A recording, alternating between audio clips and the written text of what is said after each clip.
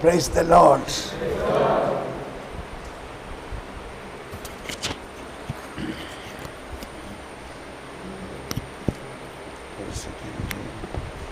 One, two, three. 1, 2, 3.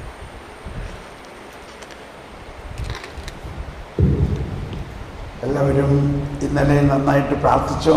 ഇന്നലത്തെ group prayer എങ്ങനെ ഉണ്ടായിരുന്നു? നന്നായിരുന്നില്ലേ? നിങ്ങൾക്ക് ഇന്നലത്തെ ഗ്രൂപ്പ് പ്രെയറിൽ 2 ഭാഗം ഉണ്ടായിരുന്നു. ഒന്ന്, ഇന്നലത്തെ ദിവസം നിങ്ങൾ എത്ര മീൻ പിടിച്ചു, എന്ത് കിട്ടി, അത് പങ്കുവച്ചോ? പങ്കുവച്ചോ? എന്നിട്ട് എങ്ങനെ ഉണ്ടായിരുന്നു? ഒരു പുതിയ ഉൾക്കാഴ്ചകൾ വല്ലതും കിട്ടിയോ? ഓക്കെ, അതെപ്പോഴെങ്കിലും ഒന്ന് വന്ന് ഇവിടെ പങ്കുവെക്കണത് നന്നായിരിക്കും. ഇപ്പം വേണ്ട, പിന്നീട് നമുക്കത് നോക്കാം. ഇപ്പം നമുക്കൊരു നിമിഷം കൂടി ഇതിന് നമ്മൾ പറഞ്ഞ വ്യക്തിപരമായ പ്രാർത്ഥനയിൽ ഒരല്പസമയം ഒന്നുകൂടി പ്രാർത്ഥിക്കാം. നമ്മളിപ്പോൾ വിശുദ്ധ കുർബാനയിലൂടെ സ്വർഗം നമ്മളിൽ നിറഞ്ഞു നിൽക്കുന്നു. ത്രിത്വൈക ദൈവം നമ്മിൽ നിറഞ്ഞു നിൽക്കുന്നു. ഈശോയെ നമ്മൾ സ്വീകരിക്കുമ്പോൾ പ്രത്യേകം എനിക്കിന്നുണ്ടായ ഒരു അനുഭവം, ഈശോ എനിക്ക് വേണ്ടി പ്രാർത്ഥിക്കുന്നു. ഈശോ നിത്യ പുരോഹിതനാണ്. ഈശോ നമുക്ക് വേണ്ടി പ്രാർത്ഥിക്കുന്നു. ഈശോ നമുക്ക് വേണ്ടി പ്രാർത്ഥിക്കുന്നു. ഒരു നിമിഷം നമ്മുടെ ഉള്ളിൽ വസിക്കുന്ന ഈശോയുടെ ആ പ്രാർത്ഥന നമുക്കൊന്ന് അനുഭവിക്കാം. ഈശോയെ, എൻ്റെ ആത്മാവിൽ അങ്ങേക്ക് മാത്രമേ കടന്നു വരാൻ സാധിക്കുകയുള്ളൂ. അങ്ങൻ്റെ ആത്മാവിനെ മുദ്ര കുത്തിയിരിക്കുന്നു. ഓരോ വിശുദ്ധ കുർബാനയുടെ അവസാനം വീണ്ടും മുദ്ര കുത്തുകയാണ്. എന്ന് പറഞ്ഞാൽ മറ്റൊരു ശക്തിക്കും ഒരു പിശാചിനും എൻ്റെ ആത്മാവിൽ കയറാൻ കർത്താവ് അനുവദിക്കില്ല. വിശ്വസിക്കുക. കർത്താവേ, അങ്ങൻ്റെ ആത്മാവിൽ മുദ്ര കുത്തിയിരിക്കുന്നു. ജ്ഞാനസ്നാനത്തിൻ്റെ മുദ്ര, സ്ഥൈര്യലേപനത്തിൻ്റെ മുദ്ര, ഇപ്പോൾ വിശുദ്ധ കുർബാനയിലെ മുദ്ര. കുരിശടയാളം വഴിയ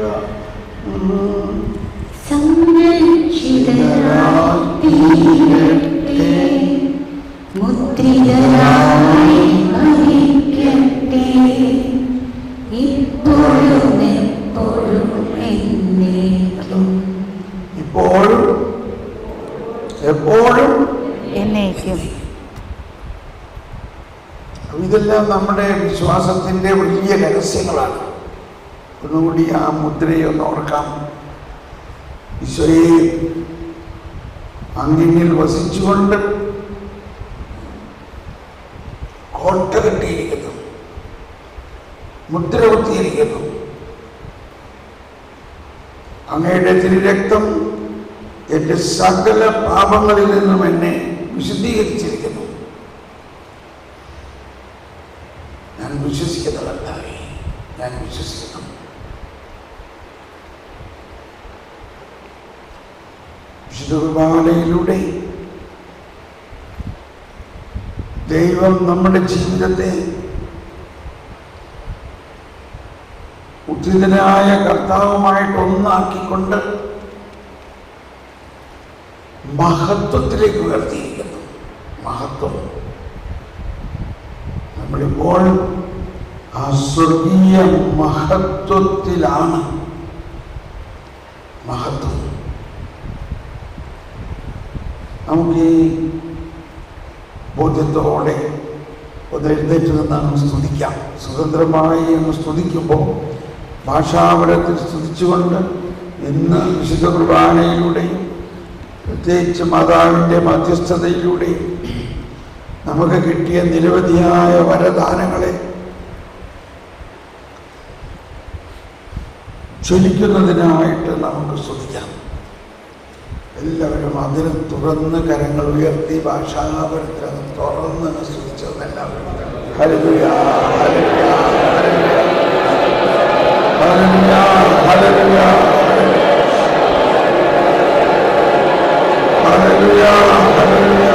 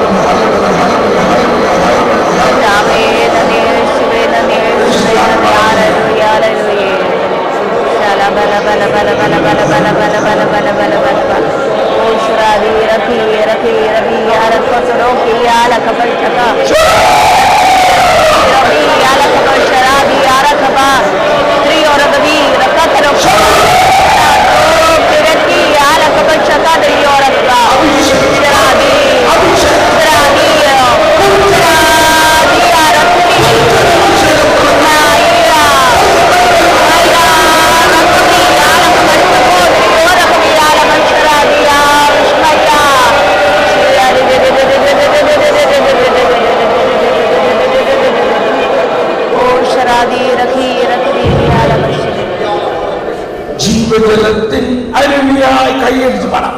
ജീവജലത്തിൻ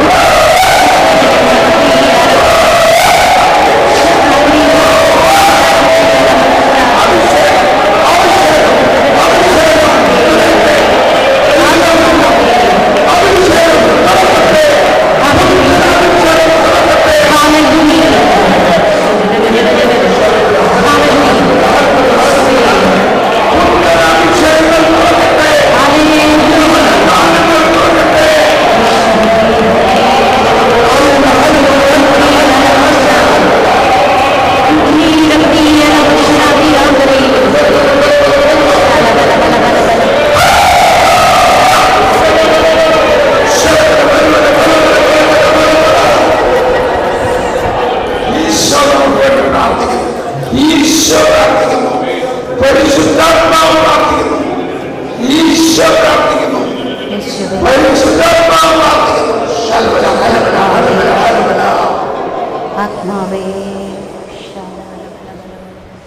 ഇപ്പോൾ നമ്മളിൽ പലരിലും ദർശനങ്ങൾ കാണുന്നുണ്ടാകാം.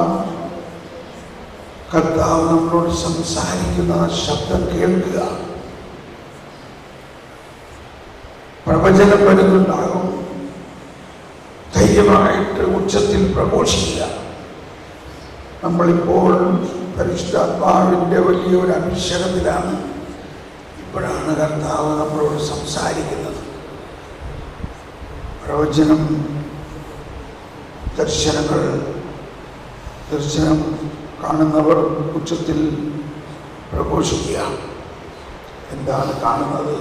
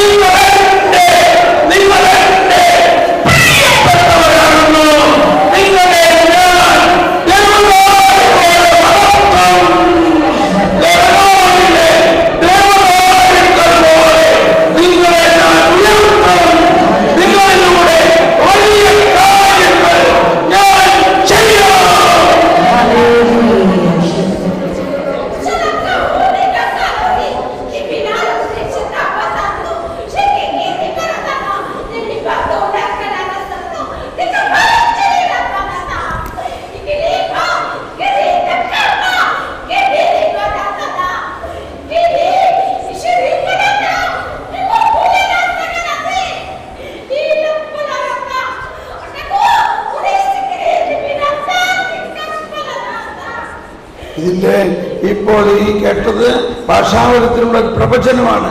അതിന്റെ വ്യാഖ്യാനം ഇങ്ങനെയാണ്: എന്റെ മക്കളെ, നിങ്ങൾ ഒന്നുകൊണ്ടും ആകുലപ്പെടരുത്. നിങ്ങളിലൂടെ എന്റെ അത്യഗ്രാഹ്യമായ ജ്ഞാനം ഞാൻ ഈ പ്രപഞ്ചത്തിൽ ഒഴുകിക്കൊണ്ടിരിക്കുന്നു.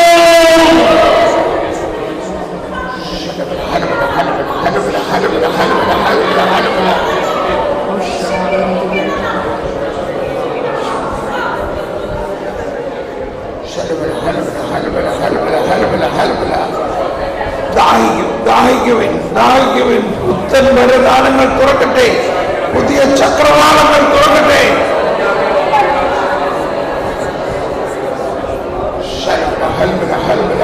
ഭാഷാവരത്തിൽ സ്തുതിക്കുന്നു.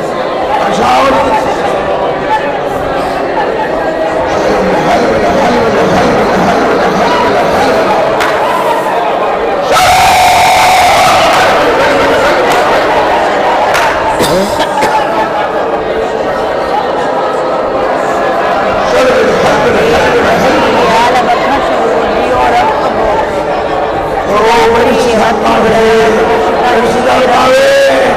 ഞങ്ങളിൽ പുത്തൻ അഭിഷേകം നൽകണമേ.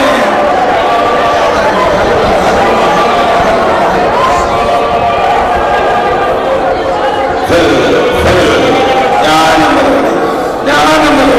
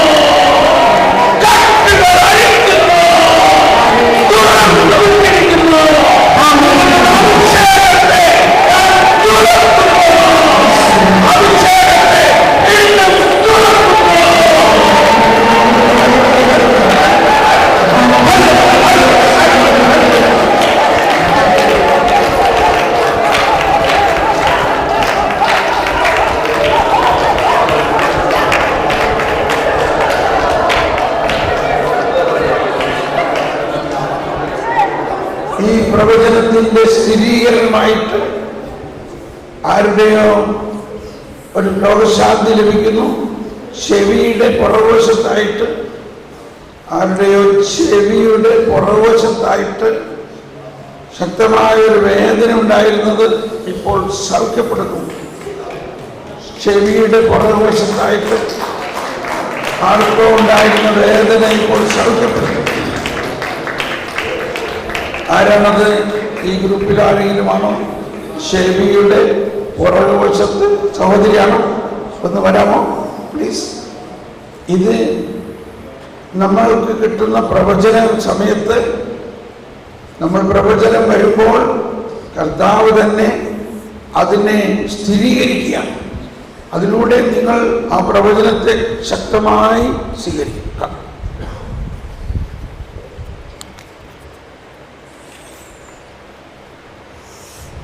എനിക്കിങ്ങനെ ക്ലാസ് കഴിയുമ്പോൾ തുടങ്ങി തലവേദനയായിരുന്നു. ഇപ്പോൾ അവിടെ പോകുമ്പോഴായിരുന്നു തലവേദന. ഇവിടെ ഇരുന്നപ്പോൾ ഞാൻ ശരിക്കും പറഞ്ഞാൽ ഭയങ്കര വിഷമം. പക്ഷേ സ്തുതിച്ച് കഴിയുമ്പോൾ എനിക്ക് എവിടെയോ വേദന എവിടെ പോയെന്ന് പോലും എനിക്ക് ശരിക്കും അറിയാൻ പറ്റില്ല. അതുപോലത്തെ ഒരു അവസ്ഥയായിരുന്നു.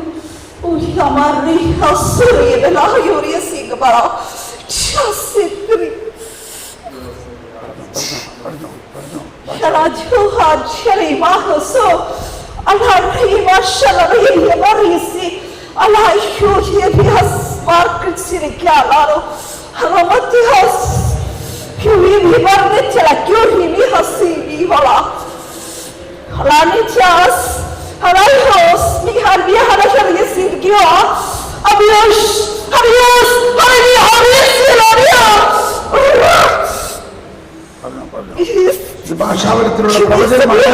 ഭാഷാവരത്തിലുള്ള പ്രവചനമാണ് ഇതിനർത്ഥം. ഞാനാണ് നിങ്ങളെ വിളിച്ചിരിക്കുന്നത്, ഞാനാണ് നിങ്ങളെ അഭിഷേകം ചെയ്തിരിക്കുന്നത്, ഞാൻ നിങ്ങളെ വലിയ കാര്യങ്ങൾക്കായി വീണ്ടും അഭിഷേകം ചെയ്യുന്നു. Allah Shabbatili, Jobari Alausi, Srimi Kashaba, Araniti Kristalari Mikoshi, Bibarama. എന്റെ അഭിഷേകം അളവില്ലാത്തതാകുന്നു. ഞാൻ അളവല്ല ആത്മാവിനെ നൽകുന്നത്. എന്റെ അഭിഷേകം അളവില്ലാത്തതാകുന്നു.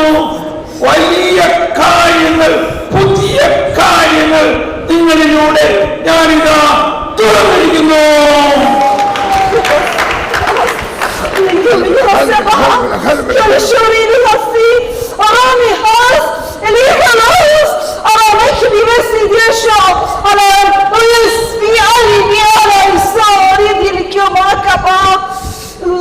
അനേകം വൈദികരെയും സന്യസ്തരെയും വിശ്വാസികളെയും ഞാൻ തിരിച്ചു കൊണ്ടുവരും.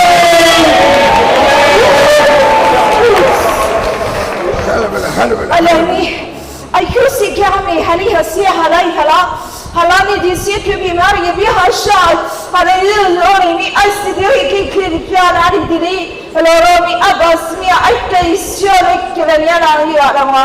സുവിശേഷം പ്രഘോഷിക്കുവിൻ, എന്റെ സുവിശേഷം പ്രഘോഷിക്കുവിൻ. ഞാൻ നൽകിയിരിക്കുന്ന സുവിശേഷം മരിച്ചവരെ ഉയർപ്പിക്കുകയും സ്വർഗീയ രഹസ്യങ്ങളെ വെളിപ്പെടുത്തുന്നതാകുന്നു.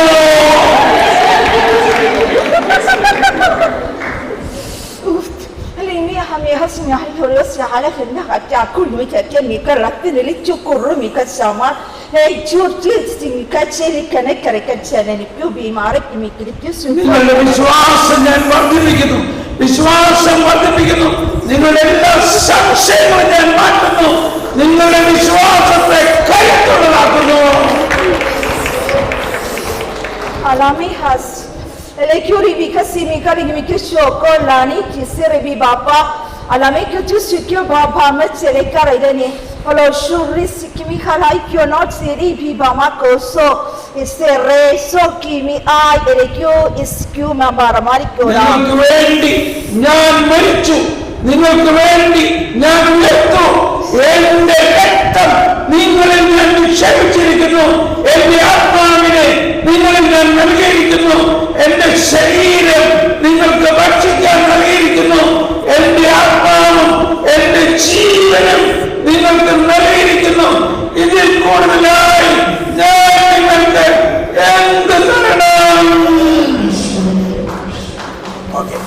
Praise the Lord. കൈയടിച്ച് കർത്താവിന് നന്ദി പറയാം. Hallelujah, hallelujah, hallelujah, hallelujah. Hallelujah, hallelujah, hallelujah, hallelujah, hallelujah. സ്തുതിക്കുന്നു, സ്തുതിക്കുന്നു, സ്തുതിക്കുന്നു, സ്തുതിക്കുന്നു. Hallelujah, hallelujah, hallelujah, hallelujah. Hallelujah, hallelujah, hallelujah, hallelujah. Hallelujah, hallelujah, hallelujah, hallelujah. Shalaba, kalaba, shalaba, kalaba, shalaba, kalaba.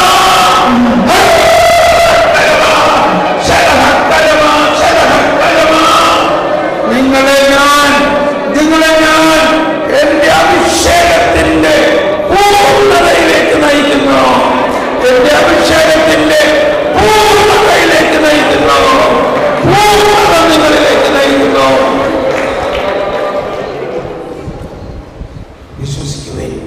വിശ്വസിക്കുവേൻ. ഇപ്പൊ വീണ്ടും ആർക്കോ ഒരു സൗഖ്യം കിട്ടുന്നുണ്ട്. അത് ഷോൾഡർ ബോണിന് വേദന ഉണ്ടായിരുന്ന ഒരാളെ കർത്താവ് ഇപ്പോൾ സൗഖ്യപ്പെടുത്തുന്നു. അത് ഇതിൻ്റെ അടയാളമാണ്. ഇപ്പോൾ ഈ കേട്ട പ്രവചനങ്ങളെല്ലാം കർത്താവ് അരുളിച്ചെയ്തിരിക്കുന്നത് കർത്താവ് തന്നെ നിങ്ങളിൽ നടപ്പാക്കും. അതിൻ്റെ ബോധ്യം നൽകാനാണ്. ഷോൾഡർ ബോണിന് വേദന ഉണ്ടായിരുന്ന ആരാണ് ആ വ്യക്തി? ആരാണ്? ഇപ്പോൾ ആ വ്യക്തിക്ക് സൗഖ്യമായിരിക്കുന്നു. ഷോൾഡർ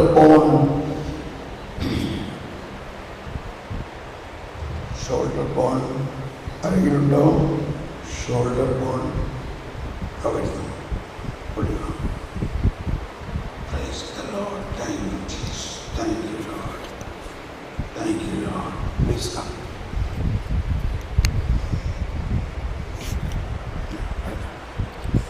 എനിക്ക് ഷോൾഡർ വേദനയായിട്ട് കൈയടിക്കാൻ പോലും പറ്റുന്നു. ഷോൾഡർ വേദനയായിട്ട് കൈയടിക്കാൻ പോലും പറ്റുന്നുണ്ടായിരുന്നില്ല. അപ്പം ഇന്നലെ എനിക്കൊരു ആശ്വാസം കിട്ടി. പക്ഷെ എന്നാലും എൻ്റെ ഉള്ളിൽ സംശയമായിരുന്നു, എനിക്ക് കുറഞ്ഞോ മാറിയോന്ന്. ഞാനിപ്പോൾ സ്തുതിച്ച് പ്രാർത്ഥിച്ചു കഴിഞ്ഞപ്പോൾ എൻ്റെ മേത്തിൽ നിന്ന് എന്തൊരു കറണ്ട് അടിക്കണ പോലെ ഒരു വന്നു, എന്തൊരു കൊടുങ്കാറ്റുണ്ടായിരുന്നു. ഇപ്പം എൻ്റെ ശരീരത്തിൽ നിന്ന് ഊർന്നിറങ്ങി എന്തോ താഴേക്ക് എരിച്ചിറങ്ങിപ്പോയി. എനിക്ക് ഭയങ്കര ആശ്വാസം കിട്ടി. ദൈവത്തിന് സ്തുതി. Hallelujah, hallelujah. നമ്മുടെ പേര് ഷൈബി. God bless you. ഇപ്പോൾ ഇവിടെ കർത്താവ് നടത്തിക്കൊണ്ടിരിക്കുന്ന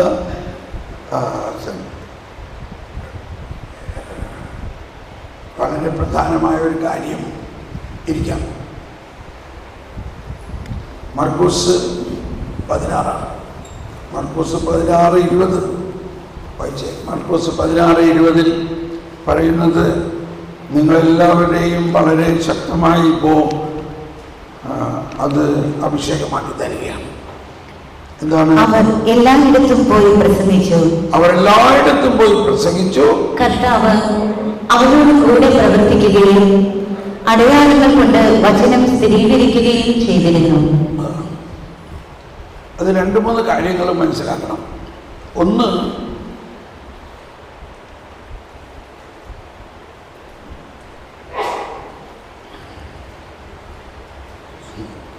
അവർ എല്ലായിടത്തും പോയി പ്രസംഗിച്ചു.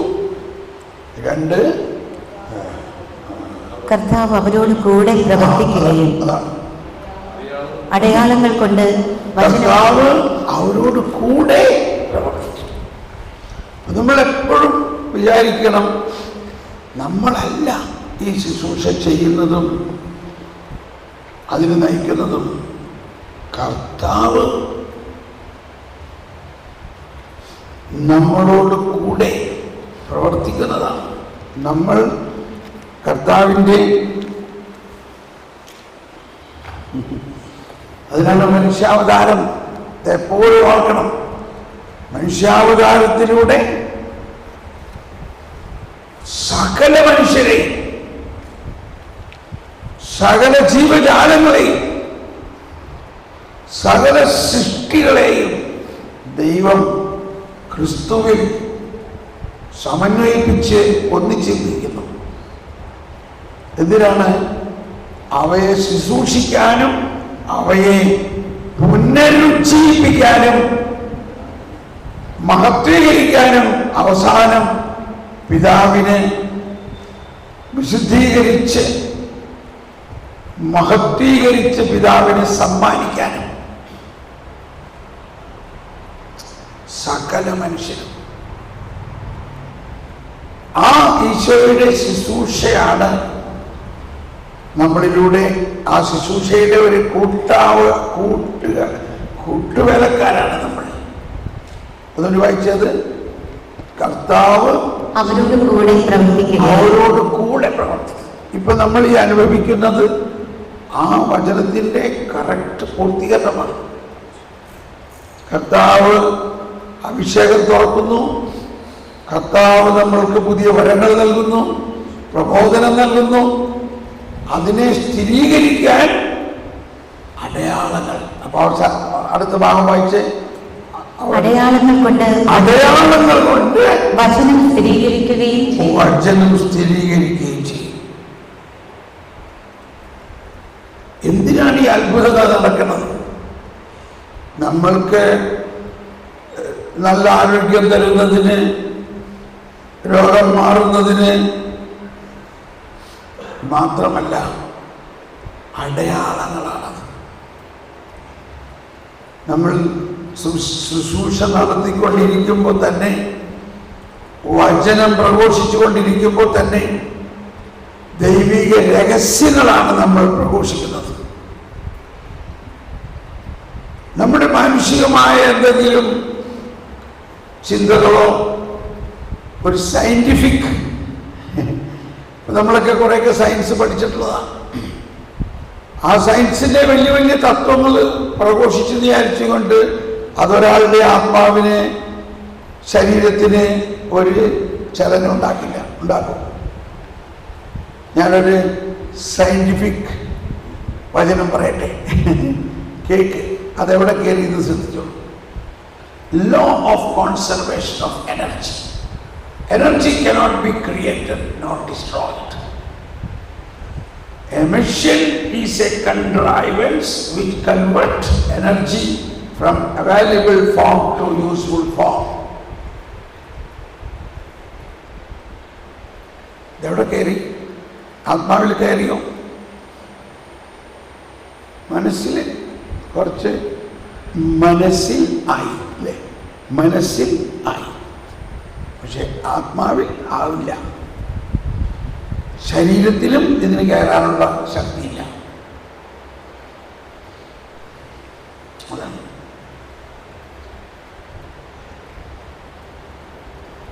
വളരെ വീണ്ടും വീണ്ടും വരുന്ന ഒരു വാക്യതാണ്, സാത്താനെ എന്റെ പിന്നോട്ട് പോവുക, നിന്റെ ചിന്ത. പറഞ്ഞെല്ലാവരും, നിന്റെ ചിന്ത ദൈവികമല്ല, മാനുഷികമാണ്. പിന്നെ നമ്മൾ മനുഷ്യർ പിന്നെ എന്താ ചിന്തിക്കേണ്ടത്? ഇതല്ലേ സാധാരണ ആൾക്കാർ ചിന്തിക്കണേ. നീ എനിക്ക് പ്രതിബന്ധമാണ്, നിന്റെ ചിന്ത ദൈവികമല്ല. 3 കാര്യങ്ങൾ. ഒന്ന്, നമ്മളെല്ലാവരിലും ഏത് പത്രോസിനുണ്ടാകാണെങ്കിൽ പിന്നെ നമുക്കുണ്ടാവായിരിക്കും മാനുഷികമായ ചിന്ത. എന്നാൽ ഈ മാനുഷികമായ ചിന്ത പിശാചാണെന്ന് കർത്താവ് പറയണത്. എന്തുകൊണ്ട്? അത് രക്ഷാകര അല്ലെങ്കിൽ ഈശോയുടെ രഹസ്യങ്ങൾക്ക് എന്താണ് ആ വാക്ക്? പ്രതിബന്ധമാണ്. രഹസ്യം പുറത്തു വരുന്നില്ല. രണ്ടാമത്, നമ്മുടെ അവസ്ഥ എന്താ? ദൈവത്തെ പോലെ ചിന്തിക്കാനുള്ള കഴിവ് ദൈവം നമുക്ക് തന്നിട്ടുണ്ട്. അതിനെ നമ്മൾ അല്പം പോലും ഉപയോഗിക്കുന്നില്ല.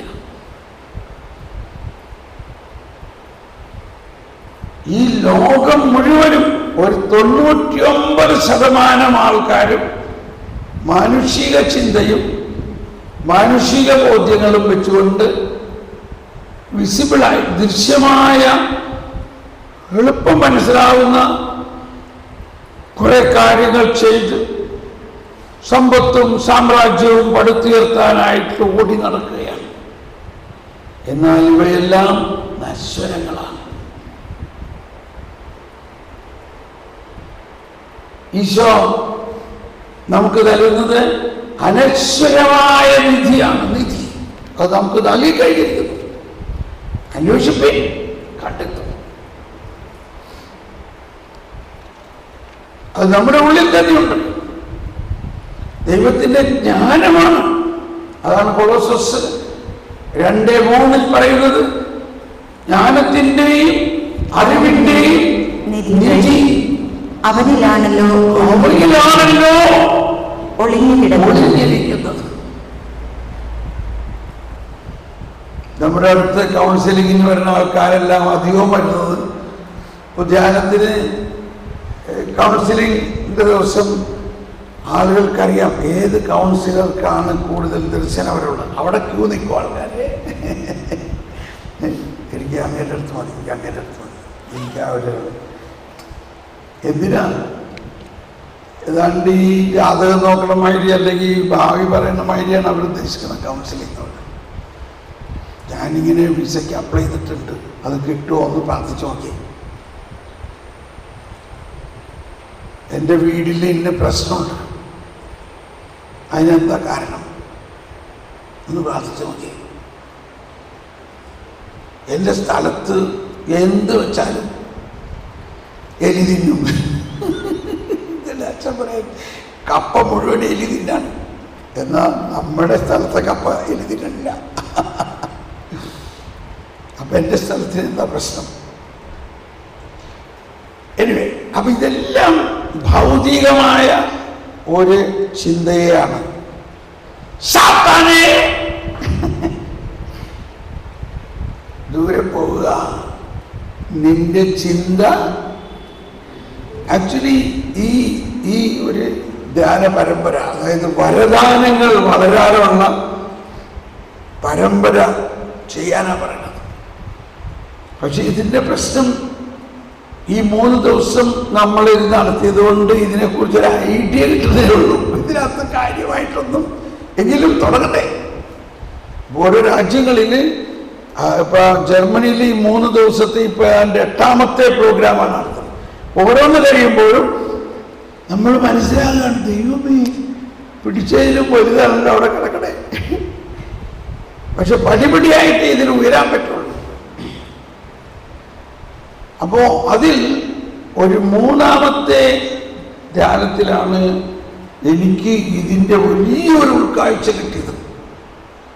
എന്നിൽ തന്നെ ഒരുപാട് ചിന്തകൾ മാനുഷികമാണ്.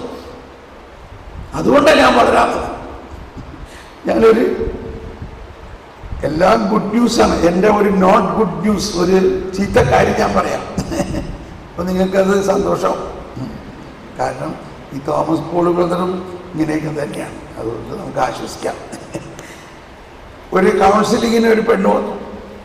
അവർ വന്നിട്ട് പറയാണ്, എനിക്ക് ഒരു പ്രവചനം ഒരാൾ പറഞ്ഞു, സ്ത്രീ ഞാൻ ഗർഭിണിയാവും. പക്ഷെ എനിക്ക് 46 വയസ്സായി. ഇപ്പോ ഞാൻ ഗർഭിണിയാവണോ? അപ്പോ ഞാൻ പറയാൻ തുടങ്ങി, 46 വയസ്സായെങ്കിൽ അത് അത്ര നല്ലതല്ല. അങ്ങനെ അത്രയും വയസ്സായി ഗർഭിണിയാകുമ്പോൾ കുട്ടിക്ക് വല്ല ഡൗൺ സിൻഡ്രോം ആകാം, ഓട്ടിസം ആകാം, ഇങ്ങനെയൊക്കെ കുറേ കാര്യങ്ങൾ പറയുന്നത്. ഇതിൻ്റെ മുഖം മാറിയിട്ട് എന്നോട് ദേഷ്യപ്പെടാൻ. ഞാൻ വന്നത് ഒരു ഗൈനക്കോളജിസ്റ്റിൻ്റെ അടുത്തല്ല, കർത്താവ് എന്താ പറയണെന്ന് അറിയാൻ വേണ്ടിയാണ് വന്നത്. അപ്പോഴാണ് എനിക്ക് സുബോധം ഉണ്ടായത്. ഇത് ഇപ്പൊ ഞാൻ പറഞ്ഞത് എന്താ, കർത്താവ് പറഞ്ഞതാണോ? ഞാൻ എൻ്റെ മാനുഷികമായ ചിന്ത വെച്ചുകൊണ്ട് പറഞ്ഞു. ഞാനങ്ങ് ചമ്മിപ്പോയിന്ന് മാത്രമല്ല, എനിക്കങ്ങ് ഭയങ്കര പ്രയാസം തോന്നി. ഞാൻ ഭയങ്കരമായിട്ട് പശ്ചാത്താപം തോന്നി. ഞാൻ ആ പെണ്ണിൻ്റെ മുമ്പിൽ മുട്ടുകുത്തി ക്ഷമ ചോദിച്ചു. കർത്താവിനോട് ക്ഷമ ചോദിച്ചു, കർത്താവേ ഇത്രയും വരദാനങ്ങൾ എനിക്ക് തന്നിട്ടുണ്ട്,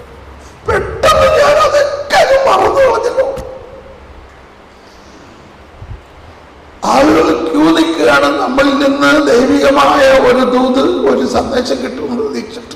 എന്നിട്ട് ഞാനിങ്ങനെ ചിന്തിച്ചല്ലോ,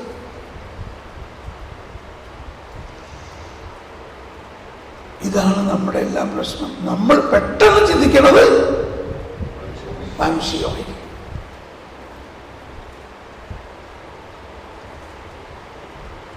ഞാനൊരല്പം പ്രാർത്ഥിച്ചിട്ട് ഞാൻ പറഞ്ഞതിനോട് ക്ഷമിക്കുകയും, അത് എൻ്റെ തെറ്റുപറ്റിയതാണ്. പെട്ടെന്ന് അങ്ങ് മാനുഷികമായി ചിന്തിച്ചു പോയി. നമുക്കിപ്പോൾ പ്രാർത്ഥിക്കാം. എന്നിട്ട് പ്രാർത്ഥിച്ച്, പരിശുദ്ധാത്മാവേ, ഈശോയെ, അങ്ങ് അരുളി ചെയ്യണേ, അങ്ങ് അരുളി ചെയ്യണേ. ഈ മകളെ സമർപ്പിക്കുന്നു. ഇവളെ കുറിച്ച് അങ്ങയുടെ പദ്ധതി എന്താണ്? അപ്പോ അതിന് രണ്ടാമത്തെ ക്വസ്റ്റ്യൻ അവൾ പറഞ്ഞത്, ഒരാൾ പ്രവചിച്ചു എന്നാണ് പറഞ്ഞത്. അപ്പൊ ഞാൻ ആ പ്രവചനത്തെ മാനിച്ചോ? ആ പ്രവചനത്തെ ഞാൻ മാനിച്ചില്ല. അത് രണ്ടാമത്തെ തെറ്റ്.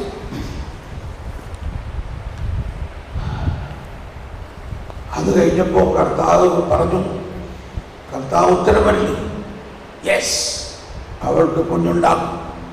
എനിക്ക് അസാധ്യമായിട്ട് എന്തെങ്കിലും ഉണ്ടോ? അത് കേട്ട വഴി അവർക്ക് സമാധാനമായി. ഒരു സ്ഥലത്ത് നമ്മുടെ ഒരു പ്രോഗ്രാം നടന്നുകൊണ്ടിരിക്കുന്ന, അപ്പോൾ അവിടെ ഒരു സഹോദരി എന്നോട് പറഞ്ഞു, എനിക്ക് വരാൻ പറ്റില്ല, കാരണം അന്ന് എൻ്റെ ഒരു സ്നേഹിത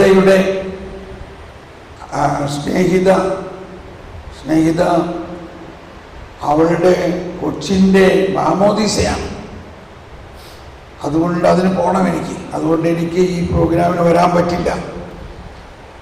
എന്നിട്ട് അവൾ പറഞ്ഞു, ഒരു പ്രവചനമനുസരിച്ച് 49ാമത്തെ വയസ്സിൽ അവൾക്ക് കുഞ്ഞുണ്ടായിരിക്കുന്നു, അതുകൊണ്ടാണ് എനിക്ക് പോകേണ്ടത്. അപ്പോൾ അതെനിക്ക് വേറൊരു ഫീഡ്ബാക്കായി. അപ്പോൾ വേറൊരു വ്യക്തിക്ക് പ്രതി ഒരു പ്രവചനം വന്നിട്ടുണ്ട്. അവൾക്ക് 49 വയസ്സാണ്, അവൾക്ക് കുഞ്ഞുണ്ടാവുമെന്ന് പറഞ്ഞുകൊണ്ട്. പക്ഷേ അവൾക്കത് വിശ്വസിക്കാൻ പറ്റുന്നില്ല. അപ്പം ഞാൻ ഇവളോട് പറഞ്ഞു, നീ ആ പെണ്ണിനെ കൊണ്ടൊരു ടെസ്റ്റ് മണി എഴുതിയേ. അവള് കുറിച്ച് കഴിഞ്ഞ വർഷം ഒരാൾ നൈജീരിയ എന്നൊരാൾ വന്നിട്ട് പ്രവചിച്ചു, അടുത്ത വർഷം ഈ സമയത്ത് നീ പ്രസവിക്കും. അതുപോലെ അവൾക്ക് കുഞ്ഞുണ്ടായി, അവൾ പ്രസവിച്ചു, അതിൻ്റെ മാമോദീസയാണ്. അവളെ കൊണ്ട് ടെസ്റ്റ് മണി എഴുതിച്ച് എനിക്ക് തായോ, ഞാൻ ഈ മറ്റേ സഹോദരിക്ക് കൊടുക്കാൻ.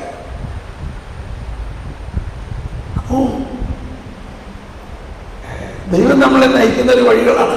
നമ്മളിലുള്ള ഒരുപാട് മാനുഷിക ചിന്തകൾ, നമ്മളിലുള്ള വരദാനങ്ങളെ ഇങ്ങനെ മൂടി വെച്ചിരിക്കുകയാണ്. പെട്ടെന്ന് നമ്മൾ മാനുഷികമായി ചിന്തിക്കുള്ളൂ. അതുകൊണ്ടാണ് ഈ വ്യക്തിപരമായ പ്രാർത്ഥനയിൽ ഞാൻ നിങ്ങൾക്ക് തന്ന പ്രാർത്ഥന നിങ്ങൾ പ്രാർത്ഥിക്കുമ്പോൾ അതിലൊരു വാക്കുണ്ട്, പിതാവിനാൽ നടാത്ത ചെടികളെല്ലാം പിഴുതു മാറ്റണേ. ഈശോ പറഞ്ഞതാണ് മത്തായി 15:13. മത്തായി 15:13. എന്റെ സ്വർഗീയ പിതാവ് നട്ടതല്ലാത്ത ചെടികളൊക്കെയും പിഴുതു മാറ്റപ്പെടും. ഇത് ഒരു കാലത്ത് ഞങ്ങൾ ഇതിനെക്കുറിച്ചൊരു ഗവേഷണം നടത്തി. എന്ന് പറഞ്ഞാൽ നമ്മൾ പ്രത്യേകിച്ച് മലയാളത്തിൽ ഒരുപാട്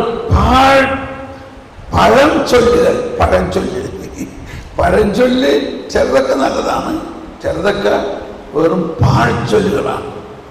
സുവിശേഷവുമായിട്ട്, ക്രിസ്തു രഹസ്യവുമായിട്ട്, ദൈവവുമായിട്ട് അല്ലെങ്കിൽ ദൈവത്തിൻ്റെ വചനവുമായിട്ട് യാതൊരു ബന്ധവുമില്ലാത്ത. ഇന്നലെ ഇപ്പം എനിക്ക് ഓപ്പൺ ഹാർട്ട് സർജറി വേണമെന്ന് പറഞ്ഞായിരുന്നു. ഭയങ്കര ബ്ലോക്കാണ്, അപകടമാണ്, നിങ്ങൾ ഫ്ലൈറ്റിൽ യാത്ര ചെയ്യരുത്, ഒച്ചയിൽ സംസാരിക്കരുത്, പെട്ടി പൊക്കരുത്. എന്തിനു പറയുന്നത്? അന്ന് മുതൽ ഒരു ദിവസം പോലും വിശ്രമമില്ലാതെ ഇതെല്ലാം ഞാൻ ചെയ്യാം. കർത്താവിനോട് പറഞ്ഞു, നിന്നെ ഒരു സർജറിയും ഇല്ലാതെ ഞാൻ നിന്നെ സുഖപ്പെടുത്തുന്നു. നിന്റെ ശരീരം മുറിക്കാൻ ഞാൻ സമ്മതിക്കില്ല. ഞാനത് വിശ്വസിക്കുന്നു. അപ്പൊ ഇവിടെ നാട്ടില് അവിടെ വെച്ച് ഞാൻ എല്ലാവർക്കും പറഞ്ഞ് ഞാൻ നാട്ടിൽ പോയി ചെക്ക് ചെയ്തോളാം എന്ന് പറഞ്ഞ് അവിടുന്ന് രക്ഷപ്പെട്ട് ആൾക്കാരെല്ലാം എൻ്റെ പുറകെ നടക്കണം. ഒന്ന് പോയി ചെക്ക് ചെയ്യും. ഞാൻ പറഞ്ഞു എനിക്ക് ചെക്ക് ചെയ്യേണ്ട ആവശ്യമില്ല, ഞാൻ വിശ്വസിക്കുന്നു. ഇവിടെ വന്നപ്പോ ഒന്ന് പോയി ചെക്ക് ചെയ്യും. ഞാൻ പറഞ്ഞു എനിക്ക് ചെക്ക് ചെയ്യേണ്ട ആവശ്യമില്ല. അപ്പോൾ ഒരാൾ പറയാണ്, അതെ താൻ പാതി ദൈവം പാതിയാണ്. എവിടെയാ ബൈബിളിൽ അങ്ങനെ എഴുതിയിരിക്കുന്നത്? താൻ പാതി ദൈവം പാതിയാണ്. ഇങ്ങനെയുള്ള കുറെ പാഴ് വചനങ്ങൾ നമ്മുടെ അകത്ത് കിടക്കുന്നുണ്ട്. എപ്പോഴും ഈ ധ്യാനം അധികമായാൽ അമൃതം വിഷം അല്ലേ പറയാറില്ലേ? ഈ പരിശുദ്ധാത്മാവ് അധികമായാൽ അത് വിഷമാവോ പറയും. അപ്പൊ ഇങ്ങനത്തെ കുറെ സാധനം നമ്മുടെ അബോധ മനസ്സിൽ കിടക്കുകയാണ്. അത് ദൈവത്തിന്റെ സൂപ്പർ നാച്ചുറൽ, ദൈവത്തിന്റെ സ്വർഗീയമായ സൂപ്പർ നാച്ചുറൽ പ്രവർത്തനങ്ങളാണ് നമ്മുടെ ശുശ്രൂഷ എന്ന് പറയുന്നത്. സംശയമുണ്ടോ?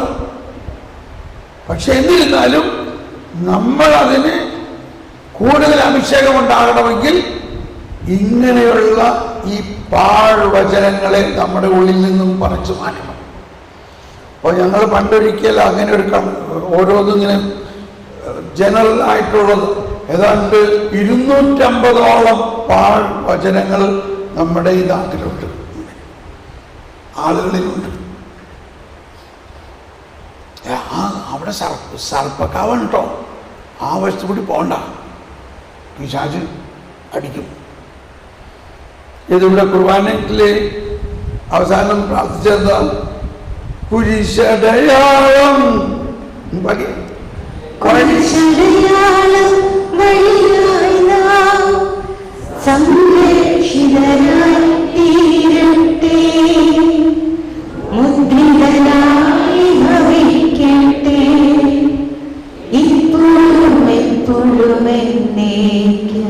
ഇത് കഴിഞ്ഞിട്ട് പോവാണ്. സർപ്പക്കാവിൻ്റെ പോകണ്ടട്ടാ, അത് നമ്മളെ തകർക്കും.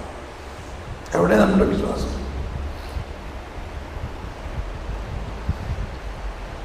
ഞാനൊരിക്കൽ ഒരു കൺവെൻഷൻ ഏരിയയാണ്, അത് വയനാട് ഭാഗത്താണ്. കൺവെൻഷൻ വലിയൊരു ഒരു തോട്ടത്തിലാണ്, റബ്ബർ തോട്ടത്തിൽ ഇങ്ങനെ ഗാലറിമായി കിടക്കണം, നല്ല മനോഹരം. അപ്പോൾ അതിൻ്റെ പുറവശത്ത് കൂടി എന്നെ ഊണ് കഴിക്കാനായിട്ട് കൊണ്ടുപോകാണ്. കൊച്ചുമാത്തച്ഛനുണ്ടായിരുന്നു കൂടെ. ഞങ്ങളിങ്ങനെ പോകുമ്പോൾ ഒരു പാമ്പ് ഇങ്ങനെ 10 വിടർത്തി ഓടി ഈ കൺവെൻഷൻ ഗ്രൗണ്ടിലേക്ക്, ആളുകളുടെ മധ്യത്തിലേക്ക് ഇങ്ങനെ ഓടി വരാണ്. ഞാൻ ഉടനെ അതിനെ വിലക്കി പ്രാർത്ഥിച്ചു, യേശുവിന്റെ നാമത്തിൽ ദൂരെ പോവുക, സർപ്പത്തിൻ്റെയും പാമ്പുകളുടെയും മേൽ നിങ്ങൾക്ക് അധികാരം തന്നിരിക്കുന്നു എന്ന് പറയല്ല, അതവിടെ സ്റ്റോപ്പായി, അത് തിരിഞ്ഞ് അങ്ങോട്ട് ഓടി. ഇത് ഈ ജനങ്ങളുടെ മധ്യത്തിലേക്ക് പോയിട്ടുണ്ടായിരുന്നെങ്കിൽ എന്തോ ഒരു വലിയ ബഹളം അവിടെ നടന്നേനെ. അപ്പൊ നമുക്ക് തന്നിരിക്കുന്ന അധികാരങ്ങളും നമുക്ക് തന്നിരിക്കുന്ന ദൈവിക വരങ്ങളെ ഉപയോഗിക്കാൻ അവസരം കിട്ടുമ്പോൾ നമ്മളെ കർത്താവാണ് അവിടെ കൊണ്ടുവന്നെത്തിക്കണം. അത് ഉപയോഗിക്കണം. നമ്മൾ ആരാണെന്ന് ഒന്നും നോക്കരുത്.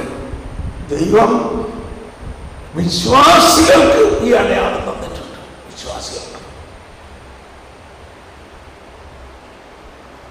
അപ്പോ നമ്മളിൽ വരദാനങ്ങൾ വളരുന്നതിന് വളരെ ആവശ്യമായ ഒന്ന് നമ്മളിലുള്ള തെറ്റായ അല്ലെങ്കിൽ അന്ധവിശ്വാസങ്ങളോ പഴഞ്ചൊല്ലുകളിനെ എല്ലാം പിഴുതു മാറ്റണം. അതുകൊണ്ട് അപ്പൊ അതിന് വേറെ പ്രശ്നം എന്താ, നമുക്ക് തന്നെ അറിയില്ല എന്താ നമ്മുടെ അകത്ത് കിടക്കണേ, നമുക്ക് മുഴുവനും അറിയില്ല. നമ്മൾ കുഞ്ഞുനാൾ മുതൽ ഓരോരുത്തർ പറയുന്നത് കേട്ട് കേട്ട് കേട്ട് അത് അകത്തിങ്ങനെ സ്റ്റോർ ആയിരിക്കുകയാണ്. അത് നമ്മൾ അറിയാതെ നമ്മളെ സ്വാധീനിക്കുന്നു. അപ്പൊ നമ്മൾ എന്ത് ചെയ്യണം? അതുകൊണ്ടാണ് എന്നിൽ വസിക്കുന്ന പരിശുദ്ധാത്മാവേ, എനിക്കറിയില്ല എൻ്റെ അകത്ത് കിടക്കുന്ന മലിനതകൾ എന്തെല്ലാമാണ്, എൻ്റെ അകത്ത് എൻ്റെ വിശ്വാസത്തിനെതിരായിട്ടുള്ള തെറ്റായ പ്രബോധനങ്ങൾ എന്താണ്. പിതാവിനാൽ നടാത്ത ചെടികളെല്ലാം പിഴുതുമാറ്റി. ഈശോ പറഞ്ഞ വചനമാണത്. വചനം എന്ന് മാത്രമല്ല നമ്മൾ ഇതിനെയൊക്കെ മനസ്സിലാക്കേണ്ടത്. ജോൺ പോൾ രണ്ടാമൻ മാർപ്പാപ്പയുടെ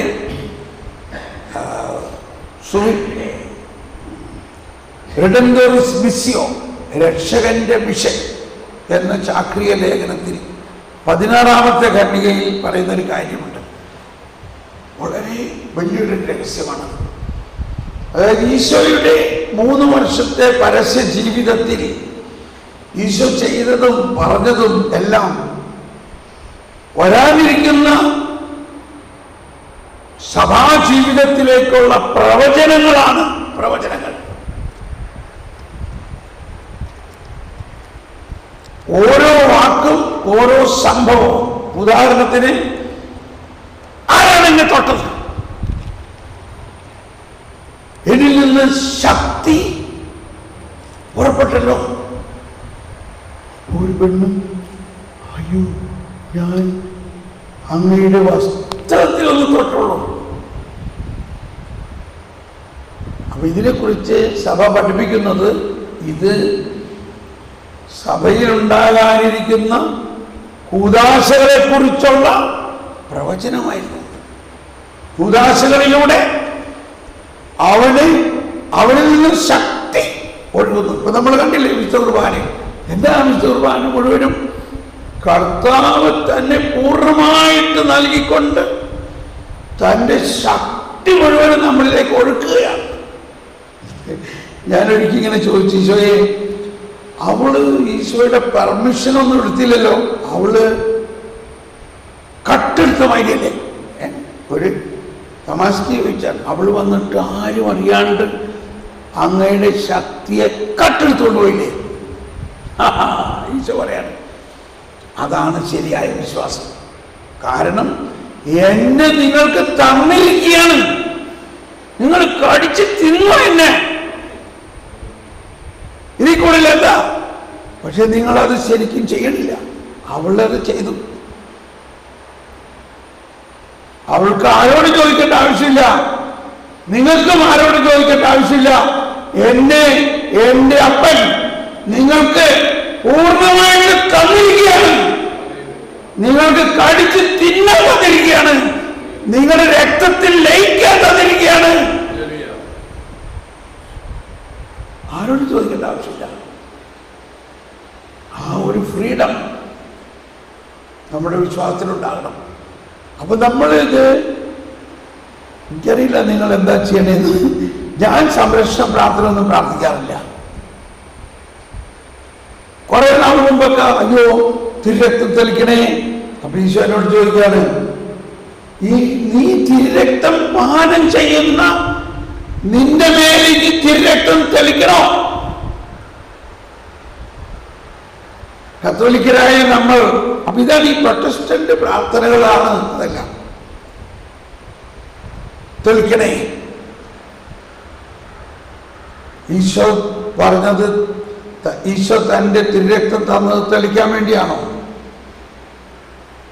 അത് മൃഗത്തിന്റെ രക്തമാണ് തെളിച്ചിരുന്നത്. ഈശോയുടെ രക്തം തെളിക്കാനാണോ തന്നെ? അതത്രയ്ക്ക് അമൂല്യവും നിത്യവുമായ ജീവന്റെ സത്തയാണത്. ഇത് ഞാൻ നിങ്ങൾക്ക് പാനം ചെയ്യാൻ തരുന്നു. അതൊരിക്കൽ പാനം ചെയ്താൽ നിത്യതയിലേക്കുള്ളതാണ്. പിന്നെ നമ്മുടെ മേലെ ഒന്നും തെളിക്കേണ്ട ആവശ്യമില്ല. അപ്പൊ ഇത് ഞാൻ വിശ്വസിക്കണം, നമ്മളത് വിശ്വസിക്കണം. അപ്പോ പിശാചിനെ ആരായി പിശാച്? ആരാണ് ഈ പിശാച്? പിശാച് ഒരു സൃഷ്ടി മാത്രമാണ്. കാറ്റഗിസത്തിൽ വായിച്ചോ 395. ഇത് ഇടയ്ക്ക് നിങ്ങൾ പഠിക്കണം, നല്ലതാണ്. കാറ്റഗിസ് അല്ല, അതിൽ പറഞ്ഞിരിക്കുന്ന പ്രബോധനം സഭയുടെ പ്രബോധനം മാത്രമല്ല, നിരവധി വേദപാരംഗതന്മാരും അവരുടെ ജീവിതവുമായിട്ട് ബന്ധപ്പെടുത്തിക്കൊണ്ട് സഭയുടെ ആദ്യകാലം മുതലുള്ള വളർച്ചയിലേക്ക് ഇവിടെ കടന്നു വന്നതാണ്. അതെല്ലാം രക്തം കൊടുത്ത് വളർത്തിയിട്ടുള്ളതാണ്. അതെല്ലാം ഈ 395. എങ്കിലും പിശാചിന്റെ ശക്തി അനന്തമല്ല. അവൻ ഒരു സൃഷ്ടി മാത്രമാണ്. പൂർണ്ണമായ അരൂപി എന്ന നിലയിൽ അവൻ ശക്തനാണെങ്കിലും അവൻ എന്നും ഒരു സൃഷ്ടിയാണ്. ദൈവരാജ്യത്തിന്റെ നിർമ്മിതി തടയാൻ അവൻ ശക്തനല്ല. ഒരു മിനിറ്റ്. അപ്പോ ഇവിടെ പെട്ടെന്നൊരു സങ്കീർത്തനം 35. ഈ സങ്കീർത്തനങ്ങളിൽ എല്ലാം പറഞ്ഞിരിക്കുന്നതും പ്രവചനങ്ങളാണ്. 37-ാം സങ്കീർത്തനത്തിൽ പറയാണ് 35:10, അല്പസമയം കഴിഞ്ഞാൽ ദുഷ്ടനില്ലാതാകും, അവന്റെ സ്ഥലത്ത് എത്ര അന്വേഷിച്ചാലും അവനെ കാണുകയില്ല. ഇതാണ് ദുഷ്ടൻ. സങ്കീർത്തനം 37:10. അല്പസമയം കഴിഞ്ഞാൽ ദുഷ്ടൻ ഇല്ലാതാകും.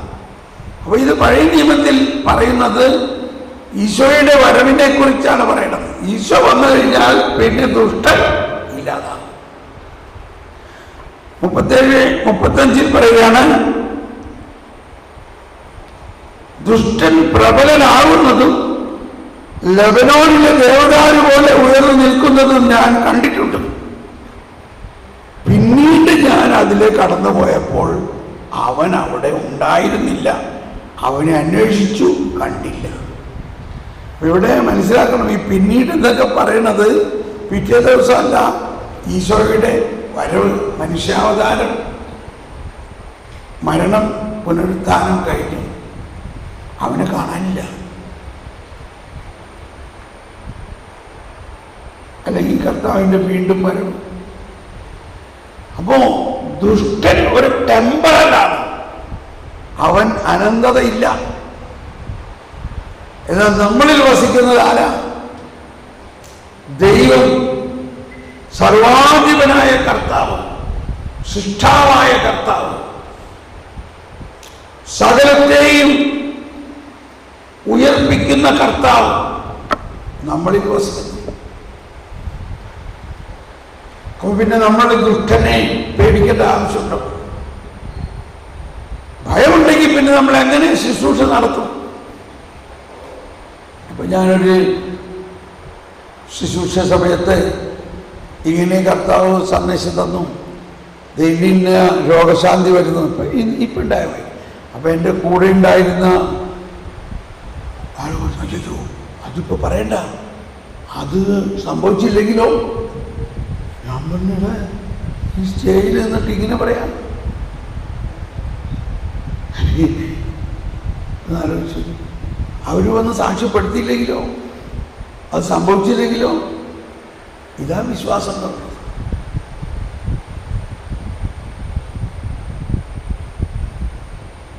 അപ്പോ നമ്മള് നിങ്ങളെല്ലാം, എനിക്ക് ഭയങ്കര സന്തോഷം ഇങ്ങനെ സന്ദേശം കിട്ടിയപ്പോൾ പെട്ടെന്ന് അത് അനുഭവിക്കാൻ ഓടി വരാനും നിങ്ങൾക്കുള്ള ആ എളിമയും ശക്തിയും വിശ്വാസവും ഉള്ളത്. യൂട്യൂബിൽ ഒരുപാട് പേര് കമൻറ്റ് ചെയ്തിട്ടുണ്ട്, ഭയങ്കര അഭിഷേകമാണ്. അവർക്കും അതേ ഫീലിംഗ് അവിടെ ഉണ്ടാകുകയാണ്. ഈ രോഗശാന്തികൾക്ക് നമുക്കിവിടെ കിട്ടിയ മാതിരി തന്നെ കണ്ടുകൊണ്ടിരിക്കുന്ന പലർക്കും കിട്ടിയതായിട്ട് ഉണ്ട്. അപ്പോൾ നമ്മളിൽ ഉള്ള വരദാനങ്ങൾ പ്രകൃത്യാതീത വരങ്ങളാണ്, സൂപ്പർ നാച്ചുറൽ.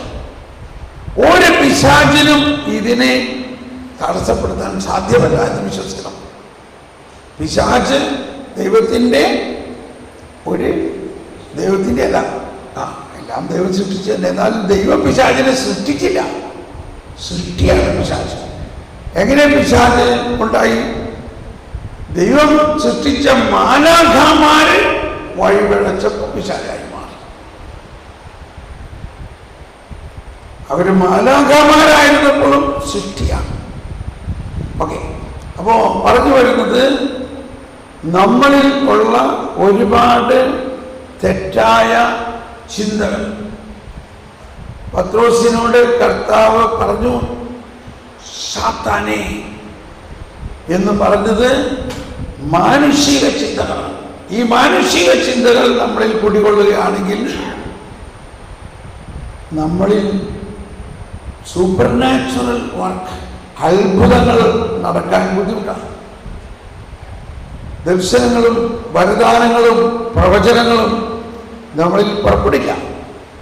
കർത്താവ് പ്രവചിക്കാൻ പറയാണ്, അയ്യോ പറയണോ, അത് നടന്നോ, നടക്കോ, നടന്നില്ലെങ്കിൽ എല്ലാവരും എന്നെ കുറ്റപ്പെടുത്തില്ലേ? യെശയ്യാ പ്രവചിച്ചു, കന്യക ഗർഭം ധരിച്ച് പുത്രനെ പ്രസവിക്കുന്നു. യെശയ്യാ ചിന്തിച്ചോ, അതെങ്ങനെയാ കന്യക ഗർഭം ധരിക്കണമെന്ന്? പ്രവചനം ചിന്തയിലൂടെയല്ല വരുന്നത്, പ്രവചനം അധരത്തിലാണ് വരുന്നത്. അതാണ് ജെറമ്യ 1-ാം അധ്യായത്തിൽ തന്നെ പറയുന്നത്, അവന്റെ അധരത്തിൽ കർത്താവ് പറഞ്ഞു, നീ ബാലനാണെന്ന് പറയരുത്, ഞാൻ പറയുന്നത് നീ പറയണം. എന്നിട്ട് അടുത്ത വചനം പറയാണ്, കർത്താവ് കൈ നീട്ടി എന്റെ അധരത്തിൽ സ്പർശിച്ചുകൊണ്ട് അവന്റെ അധരത്തെ സ്പർശിച്ചുകൊണ്ട് അരുളി ചെയ്തു, ഇതാ എന്റെ വചനങ്ങൾ നിന്റെ നാവിൽ ഞാൻ നിക്ഷേപിച്ചിരിക്കുന്നു. നിന്റെ മനസ്സിലും ഹൃദയത്തിലും അല്ല. ഒന്നെല്ലാവരും ഉച്ചത്തിൽ പറഞ്ഞ്, ഇതാ എന്റെ വചനങ്ങൾ നിന്റെ നാവിൽ ഞാൻ നിക്ഷേപിച്ചിരിക്കുന്നു. അതാണ് പ്രവചനം. അത് നമ്മുടെ ചിന്തയിൽ വന്നിട്ടല്ല, നാവിന് ഡയറക്റ്റ് തരികയാണ്. അത് പറഞ്ഞു കഴിയുമ്പോഴാണ് കർത്താവ് വലിയ കാര്യമല്ല പറഞ്ഞത്. അത് കഴിയുമ്പോഴാണ് നമുക്കത് മനസ്സിലാകണത്. അപ്പോൾ നമ്മൾ കർത്താവിനെ ആരാധിക്കുന്നു. ദൈവമേ, ഞാൻ വിശ്വസിക്കുന്നു, കർത്താവ് അരുളി ചെയ്തു, അത് സംഭവിക്കും. ദൈവത്തിനൊന്നും അസാധ്യമല്ല എന്ന് വിശ്വസിച്ചവളെ നീ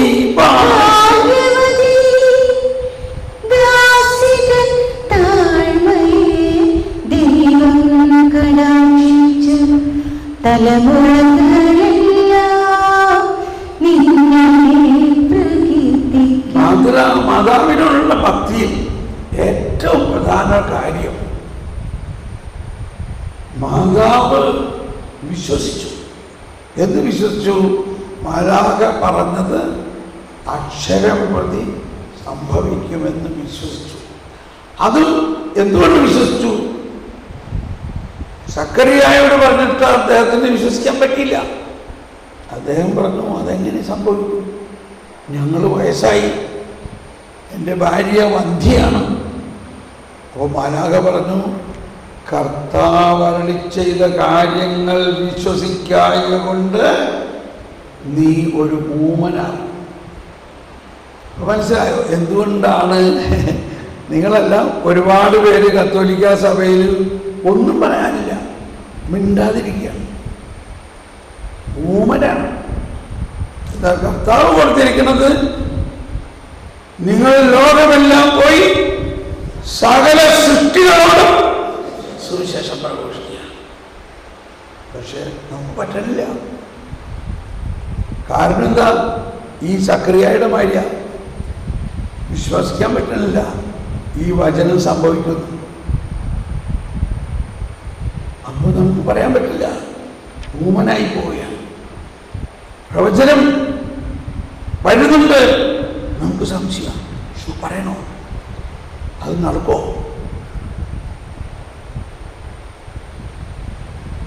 നമ്മളെല്ലാം തീരുമാനിക്കേണ്ടത്. കർത്താവ് ചെയ്താൽ കർത്താവ് നടത്തിക്കോളും. ഏഷ്യ പറഞ്ഞു കഴിഞ്ഞിട്ട്, ഏഷ്യായിലൂടെ പ്രവചിച്ചു കഴിഞ്ഞ് എത്ര വർഷം കഴിഞ്ഞിട്ടാണ് ആ പ്രവചനം പൂർത്തിയായത്? 725 വർഷം കഴിഞ്ഞിട്ടാണ്.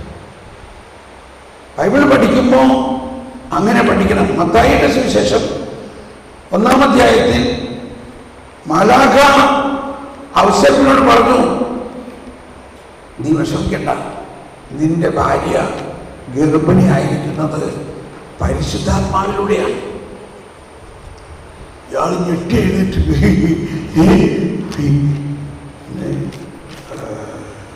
ജോസഫ് ഞെട്ടി എഴുന്നേറ്റ്. ജോസഫിന് പെട്ടെന്നത് വിശ്വസിക്കാൻ പറ്റുന്നില്ല എന്നായിരിക്കാം. പക്ഷേ അതുകൊണ്ട് മാലാഖ വീണ്ടും പറഞ്ഞു,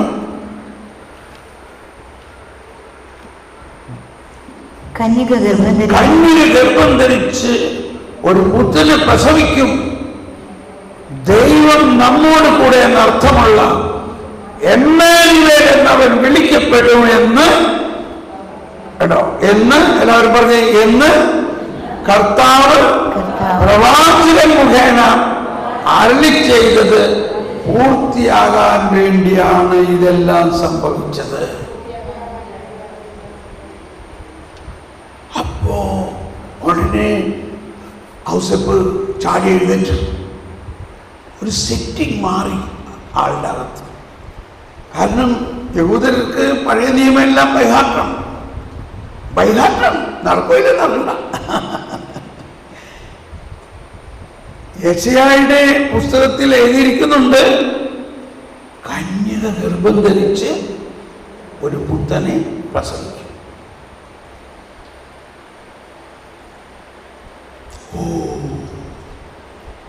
അപ്പോ ബൈബിൾ വായിക്കുമ്പോൾ ശ്രദ്ധിക്കേണ്ട ഒരു കാര്യമാണ്. ഇവിടെ എഴുതിയിരിക്കുകയാണ്, പ്രവാചകൻ മുഖേന അരുളി ചെയ്തു. ഏത് പ്രവാചകൻ? നിങ്ങൾക്ക് അറിയാം. എങ്ങനെ നമ്മൾ കണ്ടുപിടിക്കും? അതിൻ്റെ അടിക്കുറിപ്പിൽ നോക്കൂ. ഏത് പ്രവാചകനാണ് പറഞ്ഞിരിക്കുന്നത്? ഏഷ്യ 7:14 1:23 മത്തായി 1:23 നേരെ അടിക്കുറിപ്പിൽ നോക്കി. ഏഷ്യ 7:24. ഇനി ഏഷ്യ എടുത്ത് വായിക്കുമ്പോൾ ഏഷ്യ ഏത് കാലഘട്ടത്തിൽ ജീവിച്ചു എന്ന് ആമുഖത്തിൽ നോക്കുമ്പോൾ മനസ്സിലാവും. 8-ാം നൂറ്റാണ്ടിന്റെ പകുതിയിലാണ് ജീവിച്ചിരുന്നത്. അതായത് 725ഓളം വർഷം മുൻപ് പ്രവചിച്ച കാര്യം ഇപ്പൊ പൂർത്തിയായിരിക്കുന്നു. തുടർന്ന് അടുത്ത അധ്യായത്തിൽ നോക്കാം.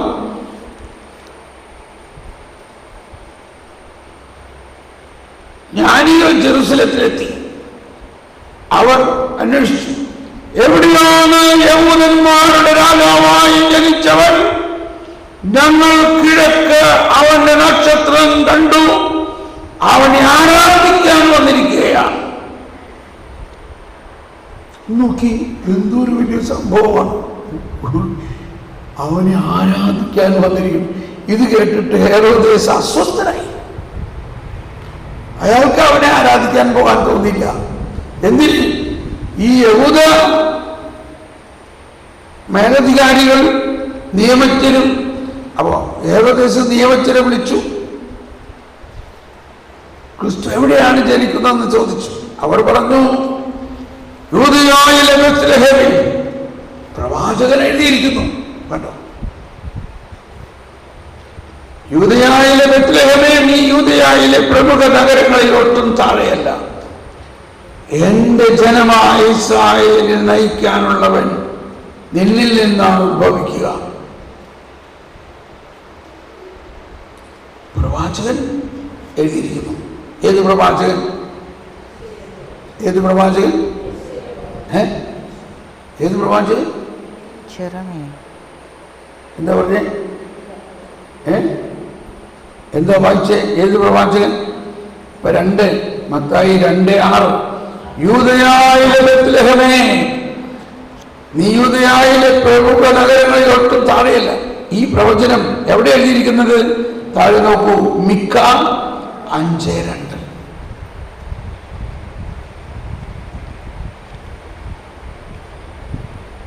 ബൈബിൾ പുതിയ നിയമത്തെ ഇനി നിങ്ങളൊരു ഹോംവർക്കായിട്ട് ഓരോ പാരഗ്രാഫും വായിച്ചിട്ട് അതിൻ്റെ അടിക്കുറിപ്പിൽ അതിനെക്കുറിച്ചുള്ള പ്രവചനങ്ങൾ വായിക്കണം. അങ്ങനെയാണ് ഈ പ്രവചനപരം നമ്മളിൽ അഭിഷേകമാകുന്നത്. മാത്രമല്ല ഈ വചനങ്ങൾ വെറും മത്തായിയും ലൂക്കയും എഴുതിയ അല്ല, ഇത് ദൈവം തന്നെയാണ് ഇതിൻ്റെ പിന്നിൽ എന്നുള്ള വലിയ ഒരു അവബോധം നമുക്കുണ്ടാവും, ഒരു വിശ്വാസമുണ്ടാവും.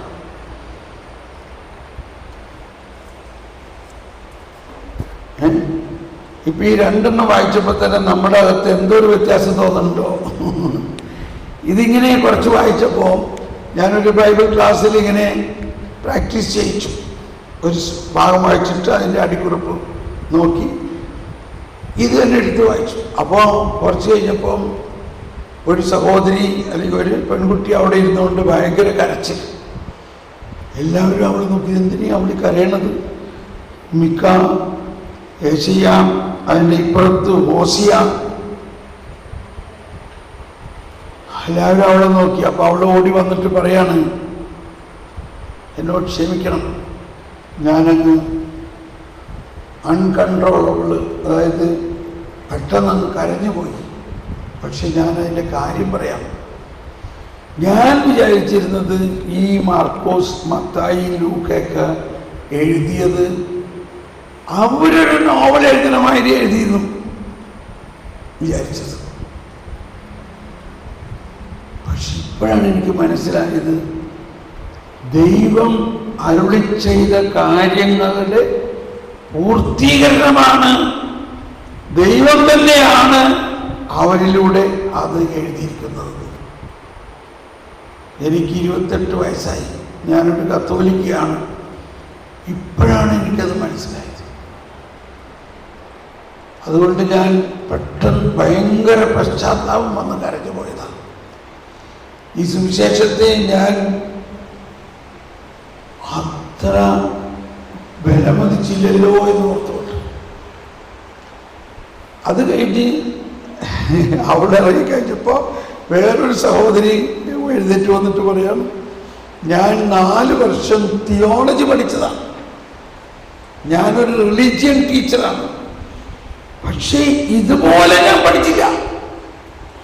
ഈ എഴുതിയിരിക്കുന്ന വചനത്തിൻ്റെ അടിക്കുറിപ്പുകൾ വായിച്ച് അത് പഴയ നിയമത്തിലെ ഏത് വചനത്തിൻ്റെ പൂർത്തീകരണമാണെന്ന് പഠിച്ചപ്പോൾ എൻ്റെ അകത്ത് പെട്ടെന്നൊരു പ്രകാശം വന്നു. എനിക്ക് എന്തോ വലിയ രഹസ്യങ്ങൾ മനസ്സിലായി. മാത്രമല്ല ഇനി കുറേ മനസ്സിലാക്കാനുണ്ട് എന്ന്, എങ്ങനെ പഠിക്കണം എന്നുള്ളതിൻ്റെ ഒരു അളവ് കിട്ടി. 4 വർഷം തിയോളജി പഠിച്ച് അവർ പറയാണ്. അവരിറങ്ങിക്കഴിഞ്ഞപ്പോൾ വേറൊരാൾ വന്നിട്ട് പറയാണ്, എനിക്ക് 75 വയസ്സായി, ഞാനൊരു ഇൻ്റർനാഷണൽ അല്ലെങ്കിൽ നാഷണൽ ബാങ്കിൻ്റെ ചീഫ് എക്സിക്യൂട്ടീവ് ഓഫീസറായിട്ട് റിട്ടയർ ചെയ്തതാണ്, ടോപ്പ് മാൻ.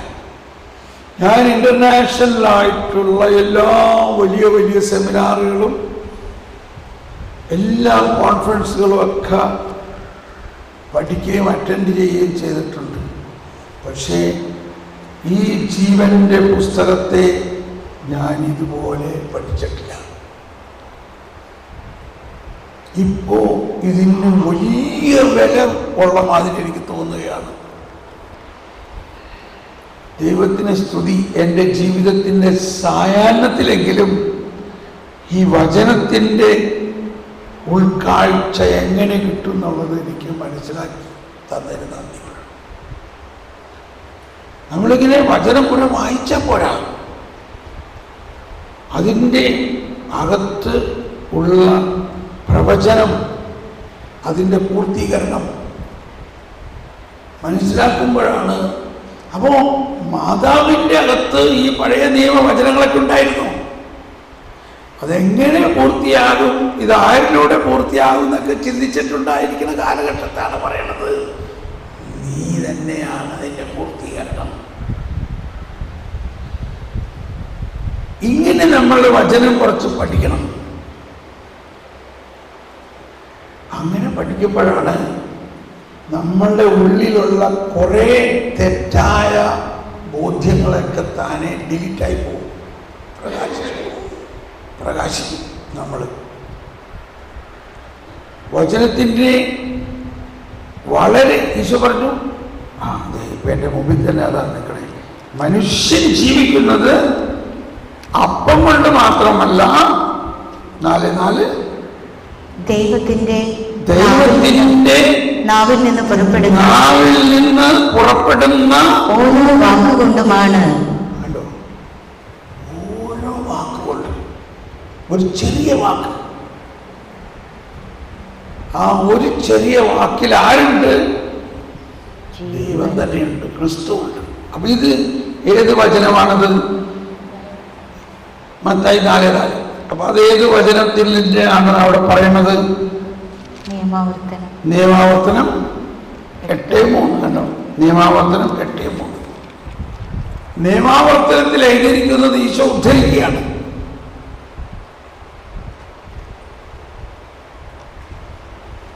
അവിടുന്ന് നിങ്ങളെ എളിമപ്പെടുത്തുകയും വിശപ്പറിയാൻ വിടുകയും നിങ്ങൾക്കും നിങ്ങളുടെ പിതാക്കന്മാർക്കും അപരിചിതമായിരുന്ന മന്ന കൊണ്ട് നിങ്ങളെ സംതൃപ്തരാക്കുകയും ചെയ്തത് അപ്പം കൊണ്ട് മാത്രമല്ല, കർത്താവിന്റെ നാവിൽ നിന്ന് പുറപ്പെടുന്ന ഓരോ വാക്കുകൊണ്ടുമാണ് മനുഷ്യൻ ജീവിക്കുന്നതെന്ന് നിങ്ങൾക്ക് മനസ്സിലാക്കി തരാൻ വേണ്ടിയാണ്.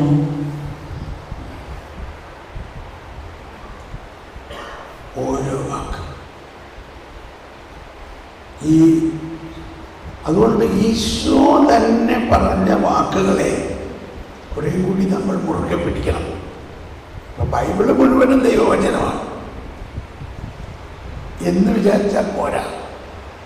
അതിൽ ഈശോ പറഞ്ഞ വാക്കുകൾക്ക് കൂടുതൽ വ്യത്യാസമുണ്ട്. എന്താണ് ഈശോ പറഞ്ഞ വാക്ക്? ഈശോ തന്നെയാവുന്ന, അതായത് ദൈവപുത്രൻ, വചനമായിരുന്ന ദൈവപുത്രൻ മനുഷ്യനായി അവതരിച്ച് ആ വചനം തന്നെയായ മനുഷ്യൻ ഇപ്പോൾ നമ്മുടെ മുമ്പിൽ വന്ന് നിൽക്കുകയാണ്. എന്നിട്ട് ആ വചനം ഈശോ പറയുകയാണ്. അപ്പൊ മത്തായി മലയിലെ പ്രസംഗം, ആത്മാവിൽ ദരിദ്രർ ഭാഗ്യവാന്മാർ.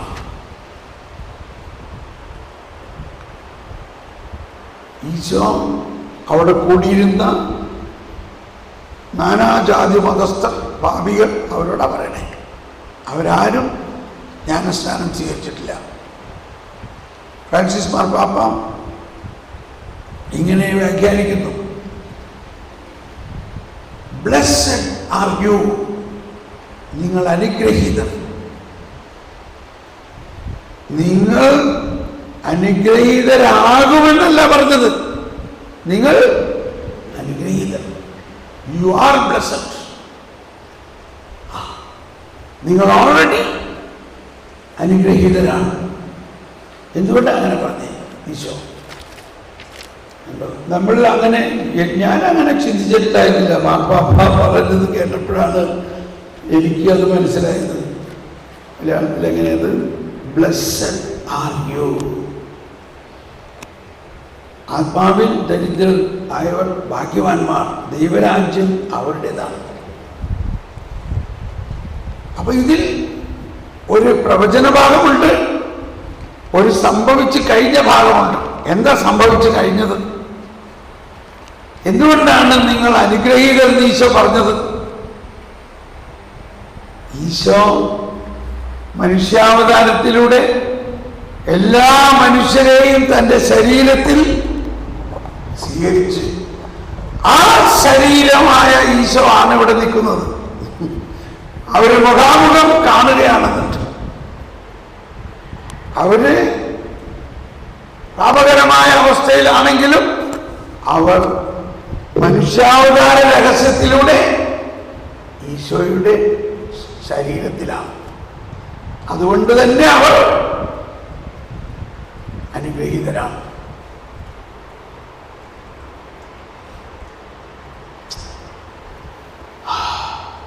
ഫ്രറ്റലി തൂട്ടി, എല്ലാവരും സോദരർ എന്നുള്ള ആ ചാക്രിക ലേഖനത്തിൻ്റെ എല്ലാം സാരാംശം ഇതാണ്. എന്തിനാ നമ്മൾ കുഞ്ഞുനാളിൽ സ്കൂളിൽ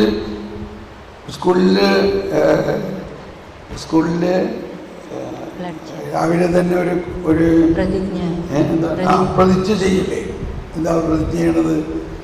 എല്ലാ ഭാരത മക്കളും സഹോദരന്മാരാണ് എന്ന് പറഞ്ഞില്ലേ? ഇന്ത്യ എൻ്റെ രാജ്യമാണ്, എല്ലാ ഇന്ത്യക്കാരും എൻ്റെ സഹോദരന്മാരാണ്. ഇത് കർത്താവ് പറഞ്ഞതല്ലേ? നമ്മൾ ഇന്ത്യക്കാരെന്ന് പറഞ്ഞു. കർത്താവ് പറഞ്ഞത് എല്ലാ മനുഷ്യരും ഈശോ മിശിഹായുടെ സഹോദരന്മാരാണ്. അതുകൊണ്ട് നമ്മൾ ആ കാഴ്ചപ്പാടിലായിരിക്കണം ഒരാളെ എല്ലാവരെയും കാണേണ്ടത്. അവൻ മുസ്ലിമാണ്, അവനെ പള്ളിക്കറ്റത്ത്, അവൻ ഹിന്ദുവാണ്, അവൻ ഹിന്ദു പൂജ നടത്തവനാണ്. അവനെ ഇങ്ങോട്ട് കെട്ടിയാൽ അവൻ്റെ ആ ഹിന്ദു പൂജ മുഴുവൻ ഇങ്ങോട്ട് വരും. എളുപ്പം മനസ്സിലായില്ലേ? ആരോട് പറഞ്ഞാലും ശരിയാണ് കേട്ടോ, ആ അമ്പലത്തിൻ്റെ അടുത്ത് കൂടി പോകരുത്, ആ അമ്പലത്തിലെ പിശാചി ഇങ്ങോട്ട് കയറും. എളുപ്പം മനസ്സിലായി. എന്ത് മനസ്സിലായി? വിഡ്ഢിത്തം. നമ്മളാരാ? നമ്മൾ കർത്താവ് ഈശോയുടെ ശരീരത്തിലാണ്. ഈ കർത്താവ് അറിയാണ്ട് നമുക്ക് വല്ലതും സംഭവിക്കുമോ? നമ്മളെ കർത്താവ് തന്നെ ശരീരത്തിൽ ഏറ്റെടുത്തേക്കണം. എന്തിനാണ്? ആദത്തിന്റെ പാപം മൂലം അധപ്പതിച്ച അവസ്ഥയിൽ നിന്നും നമ്മളെ രക്ഷിക്കുന്നതിൻ്റെ ആ പ്രവർത്തനം ആരംഭിച്ചിരിക്കുന്നു മനുഷ്യാവതാരത്തിലൂടെ. നമ്മൾ ആരെയും നീ അക്രൈസ്തവനാണെന്ന് പറയരുത്. എല്ലാവരും ക്രൈസ്തവൻ തന്നെയാണ്. നമ്മൾ എന്തോ ഭാഗ്യം കൊണ്ട് വിശ്വാസത്തിലേക്ക് വന്ന് മാമോദിസ സ്വീകരിച്ചു.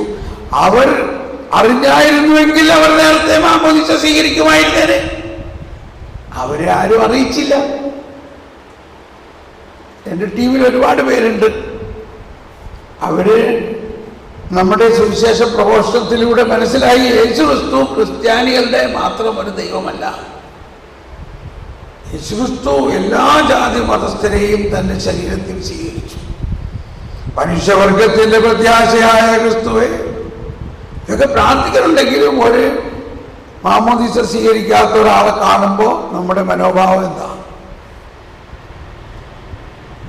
നമ്മുടെ മനോഭാവം ഈശോയുടെ മനോഭാവമാകണം. അപ്പൊ ഇങ്ങനെ നമ്മളുടെ മനസ്സിൽ എന്തെല്ലാം തെറ്റിദ്ധാരണകളാണ് കിടക്കണമെന്നറിയാം. അതെല്ലാം ഇരിക്കെ നമ്മളിൽ എങ്ങനെ ഈശോയുടെ ഈ അത്ഭുത ശക്തി ഒഴുകും?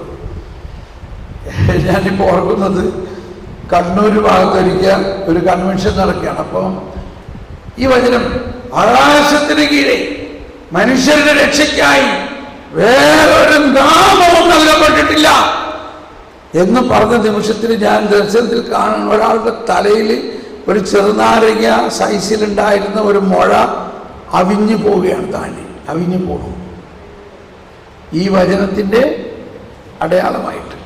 അപ്പൊ ഞാൻ പറഞ്ഞത് ഇപ്പൊ ഒരാളുടെ തലയിലെ മുഴ മാറിപ്പോണം.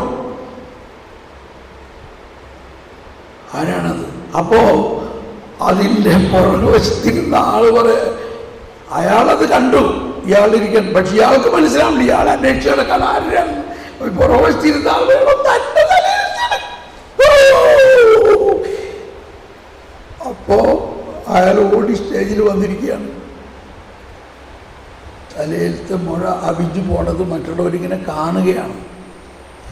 അപ്പൊ എന്തുകൊണ്ടാണത്? ഈശോ ലോകരക്ഷകനാണ് എന്ന് പറയുമ്പോഴെല്ലാം അപ്പൊ അവിടെ അത്ഭുതം നടന്നു. ഇപ്പൊ ഇവിടെ നടക്കുന്നുണ്ട്. ഇത് പറഞ്ഞപ്പോ ഈ തലയില് ഇത് അവിഞ്ഞു പോകുന്നു. ഈശോ ലോകരക്ഷകനാണ്. ആകാശത്തിന് കീഴെ എല്ലാവരും ആകാശത്തിന് കീഴെ മനുഷ്യരുടെ രക്ഷയ്ക്കായി വേറെ ഒരു നാമവും നൽകിയിട്ടില്ല.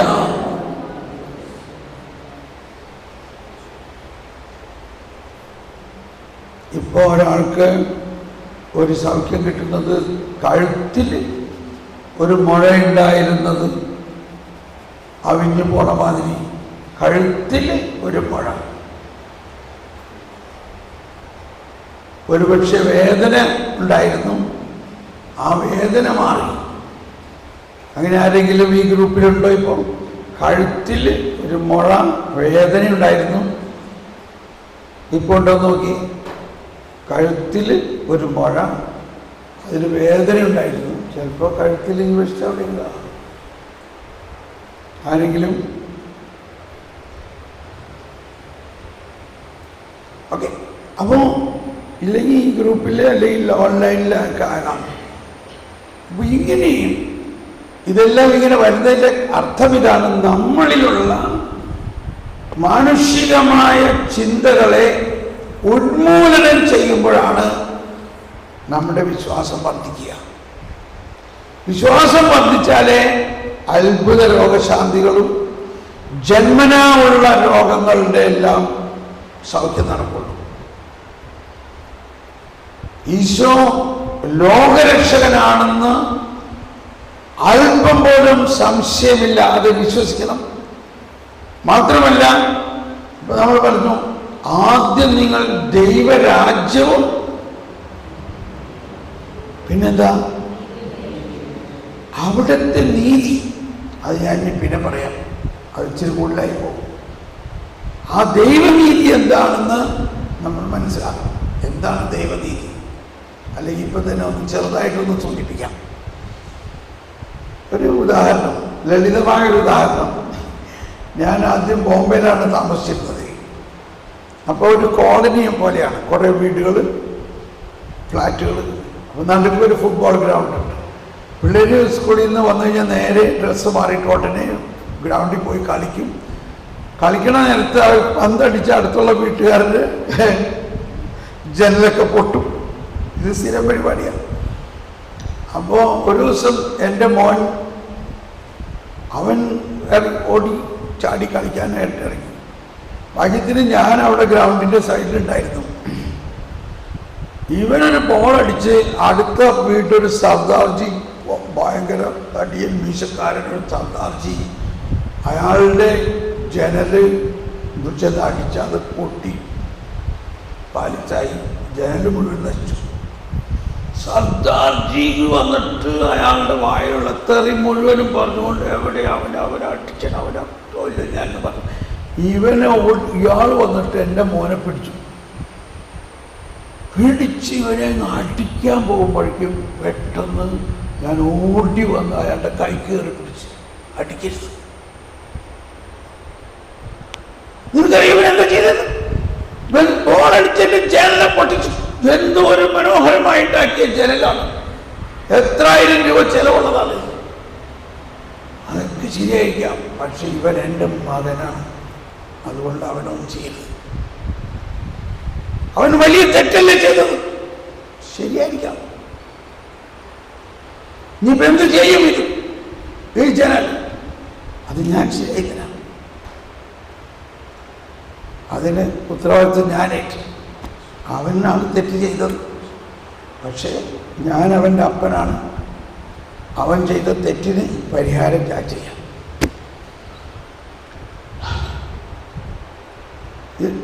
ഇപ്പം നിങ്ങളാണെങ്കിൽ എന്ത് ചെയ്യും? അന്ന് അടിക്കാൻ പറയും. അവനടിച്ചത് കൊണ്ട് ജനാല ശരിയാവും.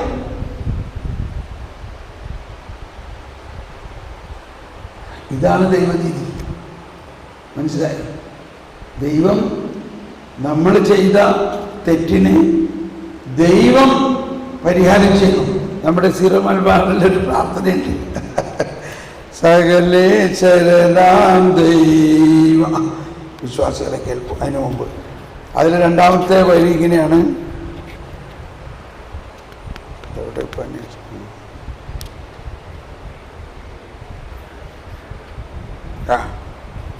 പരിശോധിപ്പിൻ വേഗം സുവിശേഷത്തിൻ ദിവ്യപ്രഭയിൽ നിങ്ങൾ ശുചിയാക്കി ഭൗതിക ചിന്ത സരണികളെല്ലാം.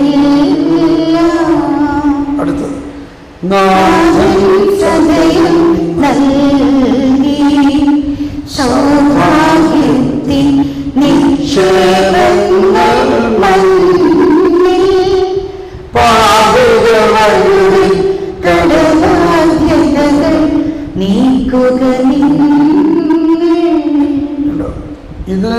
ഇത്രയാകുമ്പോൾ നമുക്കത് ശരിക്കും മനസ്സിലാവില്ല.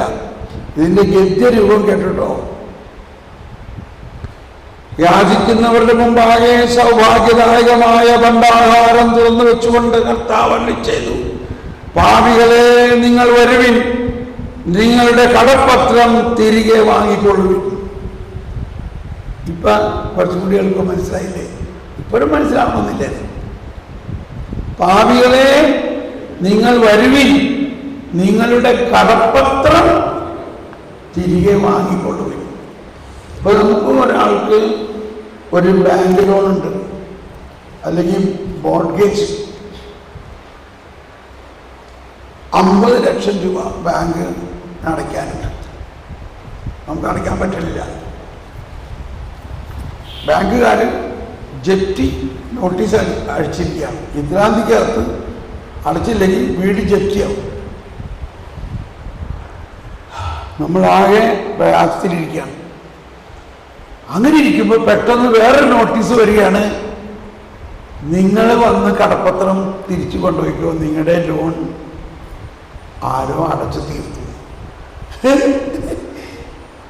ഇത് നടന്ന സംഭവം. ഇവിടെ കാഞ്ഞിരപ്പള്ളി തന്നെ ഒരാളുടെ, ഇയാൾക്കങ്ങ് ഷോക്കടിച്ചു. ഇതാരെൻ്റെ ഇത്ര 50 ലക്ഷം രൂപയുടെ ലോൺ അടച്ചത്? അവിടെ ചെന്ന് നോക്കിയപ്പോൾ ജീസസ് ഓഫ് നാസറത്ത് എന്ന് പറഞ്ഞ ഒരാൾ വന്ന് അടച്ചു. നിങ്ങൾക്കിത് വിശ്വസിക്കാൻ പറ്റാമല്ലോ, ഇങ്ങനെയൊക്കെ നടക്കുന്നു. ഇതാണ് ദൈവനീതി. നമ്മൾ പാപം ചെയ്തു, ആ പാപത്തിന് ശിക്ഷ നമുക്ക് കിട്ടേണ്ടതാണ്.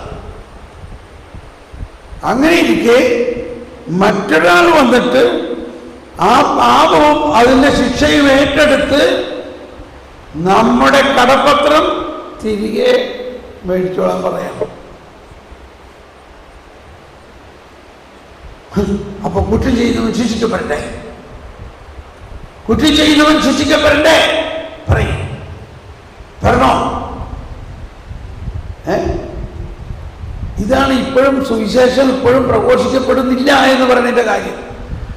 ഈശോ പറഞ്ഞു മത്തായി 14:24, രാജ്യത്തിന്റെ ഈ സുവിശേഷം ലോകമെങ്ങും പ്രസംഗിക്കപ്പെടും, ലോകമെങ്ങും പ്രസംഗിക്കപ്പെടണം, അതിനുശേഷമേ അന്ത്യമാഗതമാക്കി. ഇപ്പൊ എല്ലാവരും അന്ത്യാവും എന്ന് പറഞ്ഞു നടക്കാം. ഇപ്പോഴും 2000 വർഷമായിട്ടും രാജ്യത്തിന്റെ സുവിശേഷം ആർക്കും ശരിക്കും മനസ്സിലായിട്ടില്ല. പാപിനിയായ സ്ത്രീയെ കല്ലെറിയാനായിട്ട് ആളുകൾ വന്നിരിക്കുന്നു. കല്ലെറി. മോശയുടെ നിയമപ്രകാരം വ്യഭിചാരിണിയെ 2 സാക്ഷികളുണ്ടെങ്കിൽ കല്ലെറിഞ്ഞ് കൊല്ലണം. അപ്പൊ അവരോട് നമുക്കൊന്ന് ഇങ്ങനെ പരീക്ഷിച്ച് നോക്കാം, ഇങ്ങനെ എന്താ പറയണെന്ന്, യേശു എന്താ പറയണെന്ന് നോക്കാം.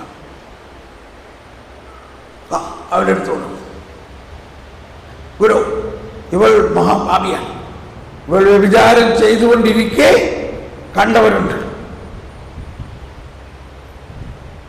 മോശയുടെ നിയമപ്രകാരം ഇവളെ കല്ലെറിഞ്ഞ് കൊല്ലണം.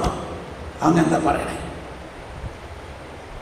ഇപ്പൊ കണ്ടോ, വ്യഭിചാരം ചെയ്യുമ്പോൾ ഒരാണും പെണ്ണുണ്ടെങ്കിലേ വ്യഭിചാരം നടക്കുള്ളൂ. ആണിനെ വിട്ടു, ആണിനൊന്നും ചെയ്യലില്ല. അതെന്ത് നീതിയാ? പെണ്ണിനെ കൊല്ലണം. ഈശോ കുറച്ചു നേരത്തേക്കൊന്നും മിണ്ടുന്നില്ല. ഈശോയുടെ താഴെ എന്തോ എഴുതുന്നുണ്ട്. ഒരാൾ നോക്കി, ഇയാളെന്താ എഴുതണേ താഴെ? അപ്പൊ അവിടെ ഇങ്ങനെ എഴുതാൻ ഈശോ എന്ന് വിചാരിച്ചോ? ഞാൻ കണ്ടുപിടിച്ചേക്കുന്ന ഒരു കാര്യമാണ് ഏഷ്യായിൽ നിന്ന്. ഞാൻ ഒരു പുതിയ നിയമം കൊണ്ടുവന്നിരിക്കുന്നു. ഇതായിരിക്കാം ഈശോ അവിടെ എഴുതുന്നത്. ഞാനൊരു പുതിയ നിയമം കൊണ്ടുവന്നിരിക്കുന്നു. അവരോട് ഞങ്ങൾക്ക് പുതിയ നിയമമൊന്നും വേണ്ട, ഞങ്ങൾക്ക് ഇവിടെ മോശയുടെ നിയമമുണ്ട്, അത് മതി. അവരോട് വെയിറ്റ്, ഇയാൾ എന്താ പറയണെന്ന് കേൾക്കട്ടെ. മിണ്ടനില്ല ഈശോ. കുറച്ച് കഴിഞ്ഞപ്പോൾ പറയാൻ, എറിഞ്ഞോ, കല്ലെറിഞ്ഞോളൂ. എന്നാൽ നിങ്ങളിൽ പാപമില്ലാത്തവർ ആദ്യം, പാപമില്ലാത്തവർ ആദ്യം കല്ലെറിയട്ടെ. ഓരോ വാക്കും ശ്രദ്ധിക്കണം. പാപം ചെയ്യാത്തവൻ എന്നല്ല അവിടെ പറഞ്ഞത്. നിങ്ങളിൽ പാപം ഇല്ലാത്തവൻ ആദ്യം കല്ലെറിയട്ടെ. എന്തുകൊണ്ടാണ്? ഉത്ഭവ പാപം മൂലം എല്ലാവരിലും പാപമുണ്ട്. അപ്പൊ ഈ നോക്കണം, ഇതിൻ്റെയൊക്കെ ഞാൻ അനിമേഷൻ ഉണ്ടാക്കിയിട്ടുണ്ട്, അതൊന്ന് കാണേണ്ടതാണ്. ഈ അനിമേഷനിൽ ഏറ്റവും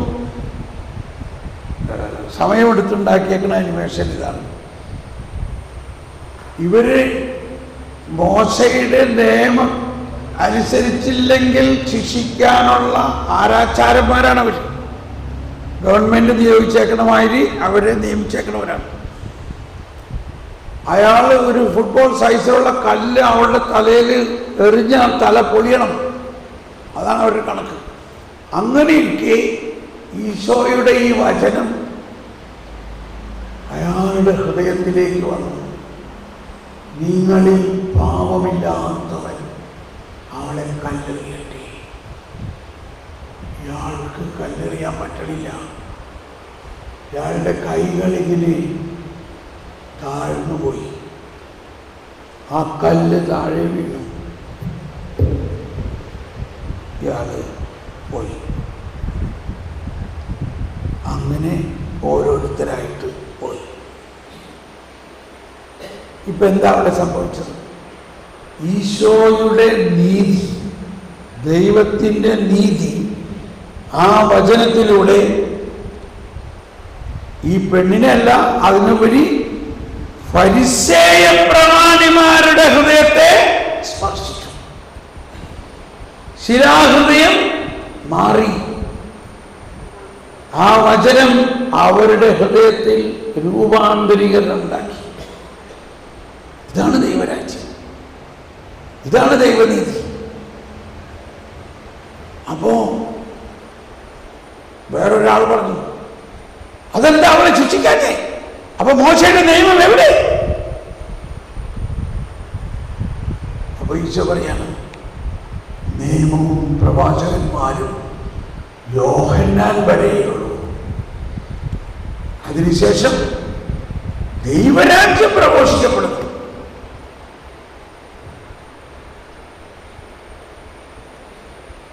എല്ലാവരും പോയി, അവൾ മാത്രമേ.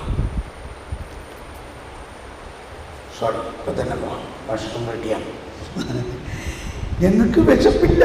ഇവിടെ മനുഷ്യൻ അപ്പം കൊണ്ട് മാത്രമല്ല വചനം കൊണ്ട് ജീവിക്കണമായി തോന്നല്ലേ ഇപ്പോ. എന്നാലും പോകാല്ലേ, അവരുണ്ടാക്കി വെച്ചേക്കണോണ്ട്. സമയം പോയതറിഞ്ഞില്ല.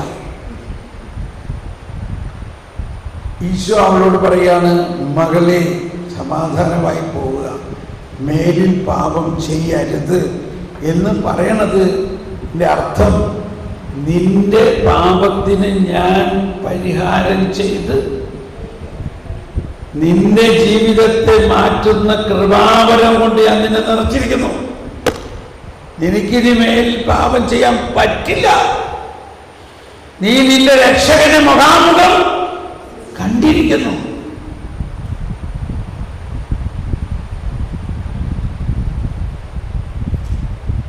ആ രക്ഷകനെ മുഖാമുഖം കണ്ടു കഴിഞ്ഞാൽ ഇവൻ രോഗരക്ഷകനാണെന്നും ഇവൻ നമ്മുടെ പാപത്തിന് പരിഹാരമാണെന്നും അവൻ നമ്മുടെ പാപവും അതിൻ്റെ ശിക്ഷയും ഏറ്റെടുക്കാൻ വന്നിരിക്കുന്നു. ഇന്നത്തെ സുവിശേഷ കാലഘട്ടം കഴിഞ്ഞു, ഈശോ അത് ചെയ്തു കഴിഞ്ഞു. ഇനി നമ്മളത് വിശ്വസിക്കണം. ഈശോ അത് ചെയ്തു കഴിഞ്ഞിരിക്കുന്നു.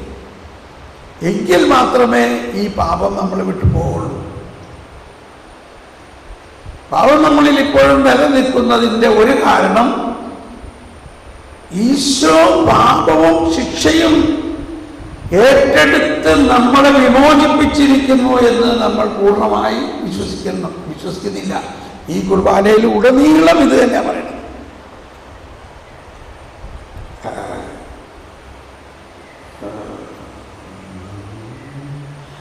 അങ്ങ് ദാസന്റെയും സൃഷ്ടാവിൻ്റെയും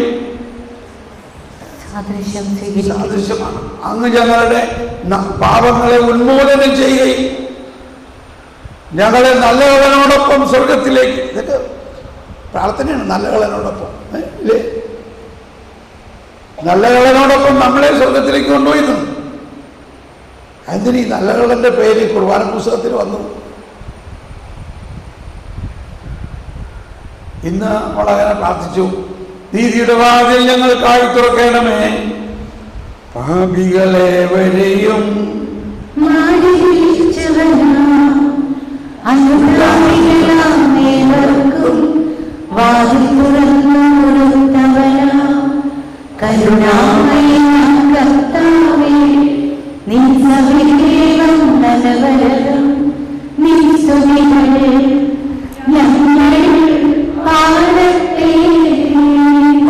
അപ്പോ ഇപ്പൊ നമ്മൾ കേട്ട കുറെ കാര്യങ്ങളിൽ പ്രധാന വിഷയം നമ്മുടെ ആത്മാവിൽ, നമ്മുടെ മനസ്സിൽ, നമ്മുടെ ബോധ്യങ്ങളിൽ വ്യത്യാസമുണ്ടാകണം. ഒന്ന്, പഴഞ്ചൊല്ലുകളോ പാഴ്വചനങ്ങളോ മൂലം നമ്മളിലുണ്ടായിട്ടുള്ള അന്ധവിശ്വാസങ്ങളെ പിഴുതുമാറ്റണം. ദൈവം സൃഷ്ടാവാണ്. ദൈവം സൃഷ്ടിച്ചതെല്ലാം ദൈവത്തിൻ്റെ അധീനത്തിലാണ്. വീടിൻ്റെ സ്ഥാനം നോക്കലോ, അവിടെ ആ സ്ഥാനം മൂലമാണ് നിങ്ങളുടെ വീട്ടിൽ പ്രശ്നമെല്ലാം പറയണതൊന്നും ദൈവത്തിൻ്റെ സർവാധിപത്യത്തിൻ്റെ ഉള്ളിലുള്ളതല്ല. നമ്മൾക്ക് ഇത് ഇഷ്ടം പോലെ വരാറുണ്ടില്ലേ, വീട് ശരിയല്ലാത്തതുകൊണ്ടാണ്, അതുകൊണ്ട് നീ വീട് വിട്ട് പോകണം, വീട് വിൽക്കണം, അല്ലെങ്കിൽ വീട്ടിലെ പ്രശ്നങ്ങളൊക്കെ കാരണം അതാണ്, അതിൻ്റെ ഇതൊക്കെ ദൈവരാജ്യത്തിൻ്റെ അല്ല. അപ്പം ഞാനിതൊരു ഉദാഹരണം പറഞ്ഞത്. അതുപോലെ തന്നെ ചിലർ പറയും, ഇനിയൊരു ജന്മം ഉണ്ടെങ്കിൽ ഞാൻ ഇങ്ങനെ, ഇനിയൊരു ജന്മം, എല്ലാവരും പറയുന്ന ഒരു കാര്യം. അതെങ്ങനെ ഇനിയൊരു ജന്മം നമുക്കുണ്ടാവണേ? മനുഷ്യനെ ദൈവം സൃഷ്ടിച്ചത് ഒരിക്കൽ മാത്രം ജനിക്കാനും ഒരിക്കൽ ജീവിക്കാനും, ആ ജീവൻ അനന്തതയിലുള്ള ജീവനാണ്. അവൻ മരിച്ചാലും അവൻ ജീവിക്കുന്നു. അതിൻ്റെ അർത്ഥം പുനർജന്മമില്ല എന്നാണ്. There is no reincarnation. അപ്പോൾ ഇത്രയും കോടിക്കണക്കിന് ഹിന്ദുക്കളും ബുദ്ധിസ്റ്റും ഒക്കെ ഇതാണല്ലോ വിശ്വസിക്കുന്നത്. അതാണ് നമ്മുടെ വിശ്വാസത്തിൻ്റെ രഹസ്യം. കാറ്റഗിസത്തിൽ 1013 അത് പറയുന്നത്. 1013 പറയുകയാണ്, മനുഷ്യനെ ദൈവം സൃഷ്ടിച്ചത് ദൈവത്തിൻ്റെ ഛായയിലും സാദൃശ്യത്തിലുമാണ്. ദൈവത്തിൻ്റെ സാദൃശ്യം എന്ന് പറഞ്ഞാൽ ദൈവം മരിക്കുന്നില്ല എന്നപോലെ മനുഷ്യൻ മരണമില്ലാത്തവനാണ്. അവന്റെ ശരീരം മരിച്ചു, അതും ഉയർക്കും. പിന്നെ കർത്താവിനോടൊപ്പം കർത്താവിനെ പോലെ അവൻ അവിടെ വാഴും. രാജകുമാരി സ്വർണ്ണക്കശ ഉടയാട ചാർത്തി അന്തപൂരത്തിൽ ഇരിക്കുന്നു. സങ്കീർത്തനം 45. അപ്പോൾ നമ്മൾ ഉയർത്തെഴുന്നേറ്റ് കർത്താവിനോടൊപ്പം ആകാനുള്ളവര് വീട്ടിൽ ജനിക്കണ എങ്ങനെയാണ്? അപ്പൊ ഇങ്ങനെ നമ്മൾ ആർക്കെങ്കിലും എന്തെങ്കിലും ധാരണ ഉണ്ടെങ്കിൽ അതൊക്കെ പിഴുതു മാറ്റപ്പെട്ടു. വരുവിൻ, നമുക്കൊന്ന് പ്രാർത്ഥിക്കാം. പരിശുദ്ധാത്മാവേ, എല്ലാവരും എന്നിൽ വസിക്കുന്ന പരിശുദ്ധാത്മാവേ, എന്നിലുണ്ടാകാവുന്ന എല്ലാ തെറ്റിദ്ധാരണകളും എല്ലാ തെറ്റായ പ്രബോധനങ്ങളും എല്ലാ പാഴ്വചനങ്ങളും അങ്ങ് തന്നെ പരിശോധിക്കണമേ, പിഴുതു മാറ്റണമേ. പിതാവിനാൽ നടാത്ത ചെടികളെല്ലാം പിഴുതു മാറ്റണമേ. അപ്പോൾ നമുക്ക് ഭക്ഷണം കഴിക്കാൻ പോകാം. ഭക്ഷണം കഴിച്ചിട്ട് വേഗം വരിക. അരമണിക്കൂർ ഉണ്ടോ എന്നോടെ? അരമണിക്കൂർ 9:30 നമ്മൾ വീട്ടിൽ തുടങ്ങാൻ പോവുകയാണ്. 25 മിനിറ്റോളം. ഓക്കെ. എനിക്കിപ്പോൾ ഒരുപാട് കാര്യങ്ങൾ പറയാൻ തോന്നുകയാണ്. യെസ്, യൂട്യൂബിൽ ഇത് കണ്ടുകൊണ്ടിരിക്കുന്ന നിങ്ങളെല്ലാവരും നമ്മുടെ വിശുദ്ധീകരണ പ്രാർത്ഥന കൂടുതൽ കൃത്യമായി പ്രാർത്ഥിച്ച് നമ്മുടെ ഹൃദയത്തിലുണ്ടാകാവുന്ന തെറ്റായ പ്രബോധനങ്ങളെല്ലാം പിഴുതു മാറ്റിയാലേ നമ്മളിൽ അഭിഷേകം ഉണ്ടാകുകയുള്ളൂ. Praise the Lord. എല്ലാവർക്കും വേണ്ടി പ്രാർത്ഥിക്കുന്നു. God bless you. ഈ രോഗശാന്തിയുടെ അനൗൺസ്മെൻറ്റുകൾ അനുസരിച്ച് നിങ്ങൾക്ക് സൗഖ്യം കിട്ടിയിട്ടുണ്ടെങ്കിൽ അത് എന്നെ അറിയിക്കാം. എൻ്റെ WhatsApp number 00919447196033. God bless you. Bye bye.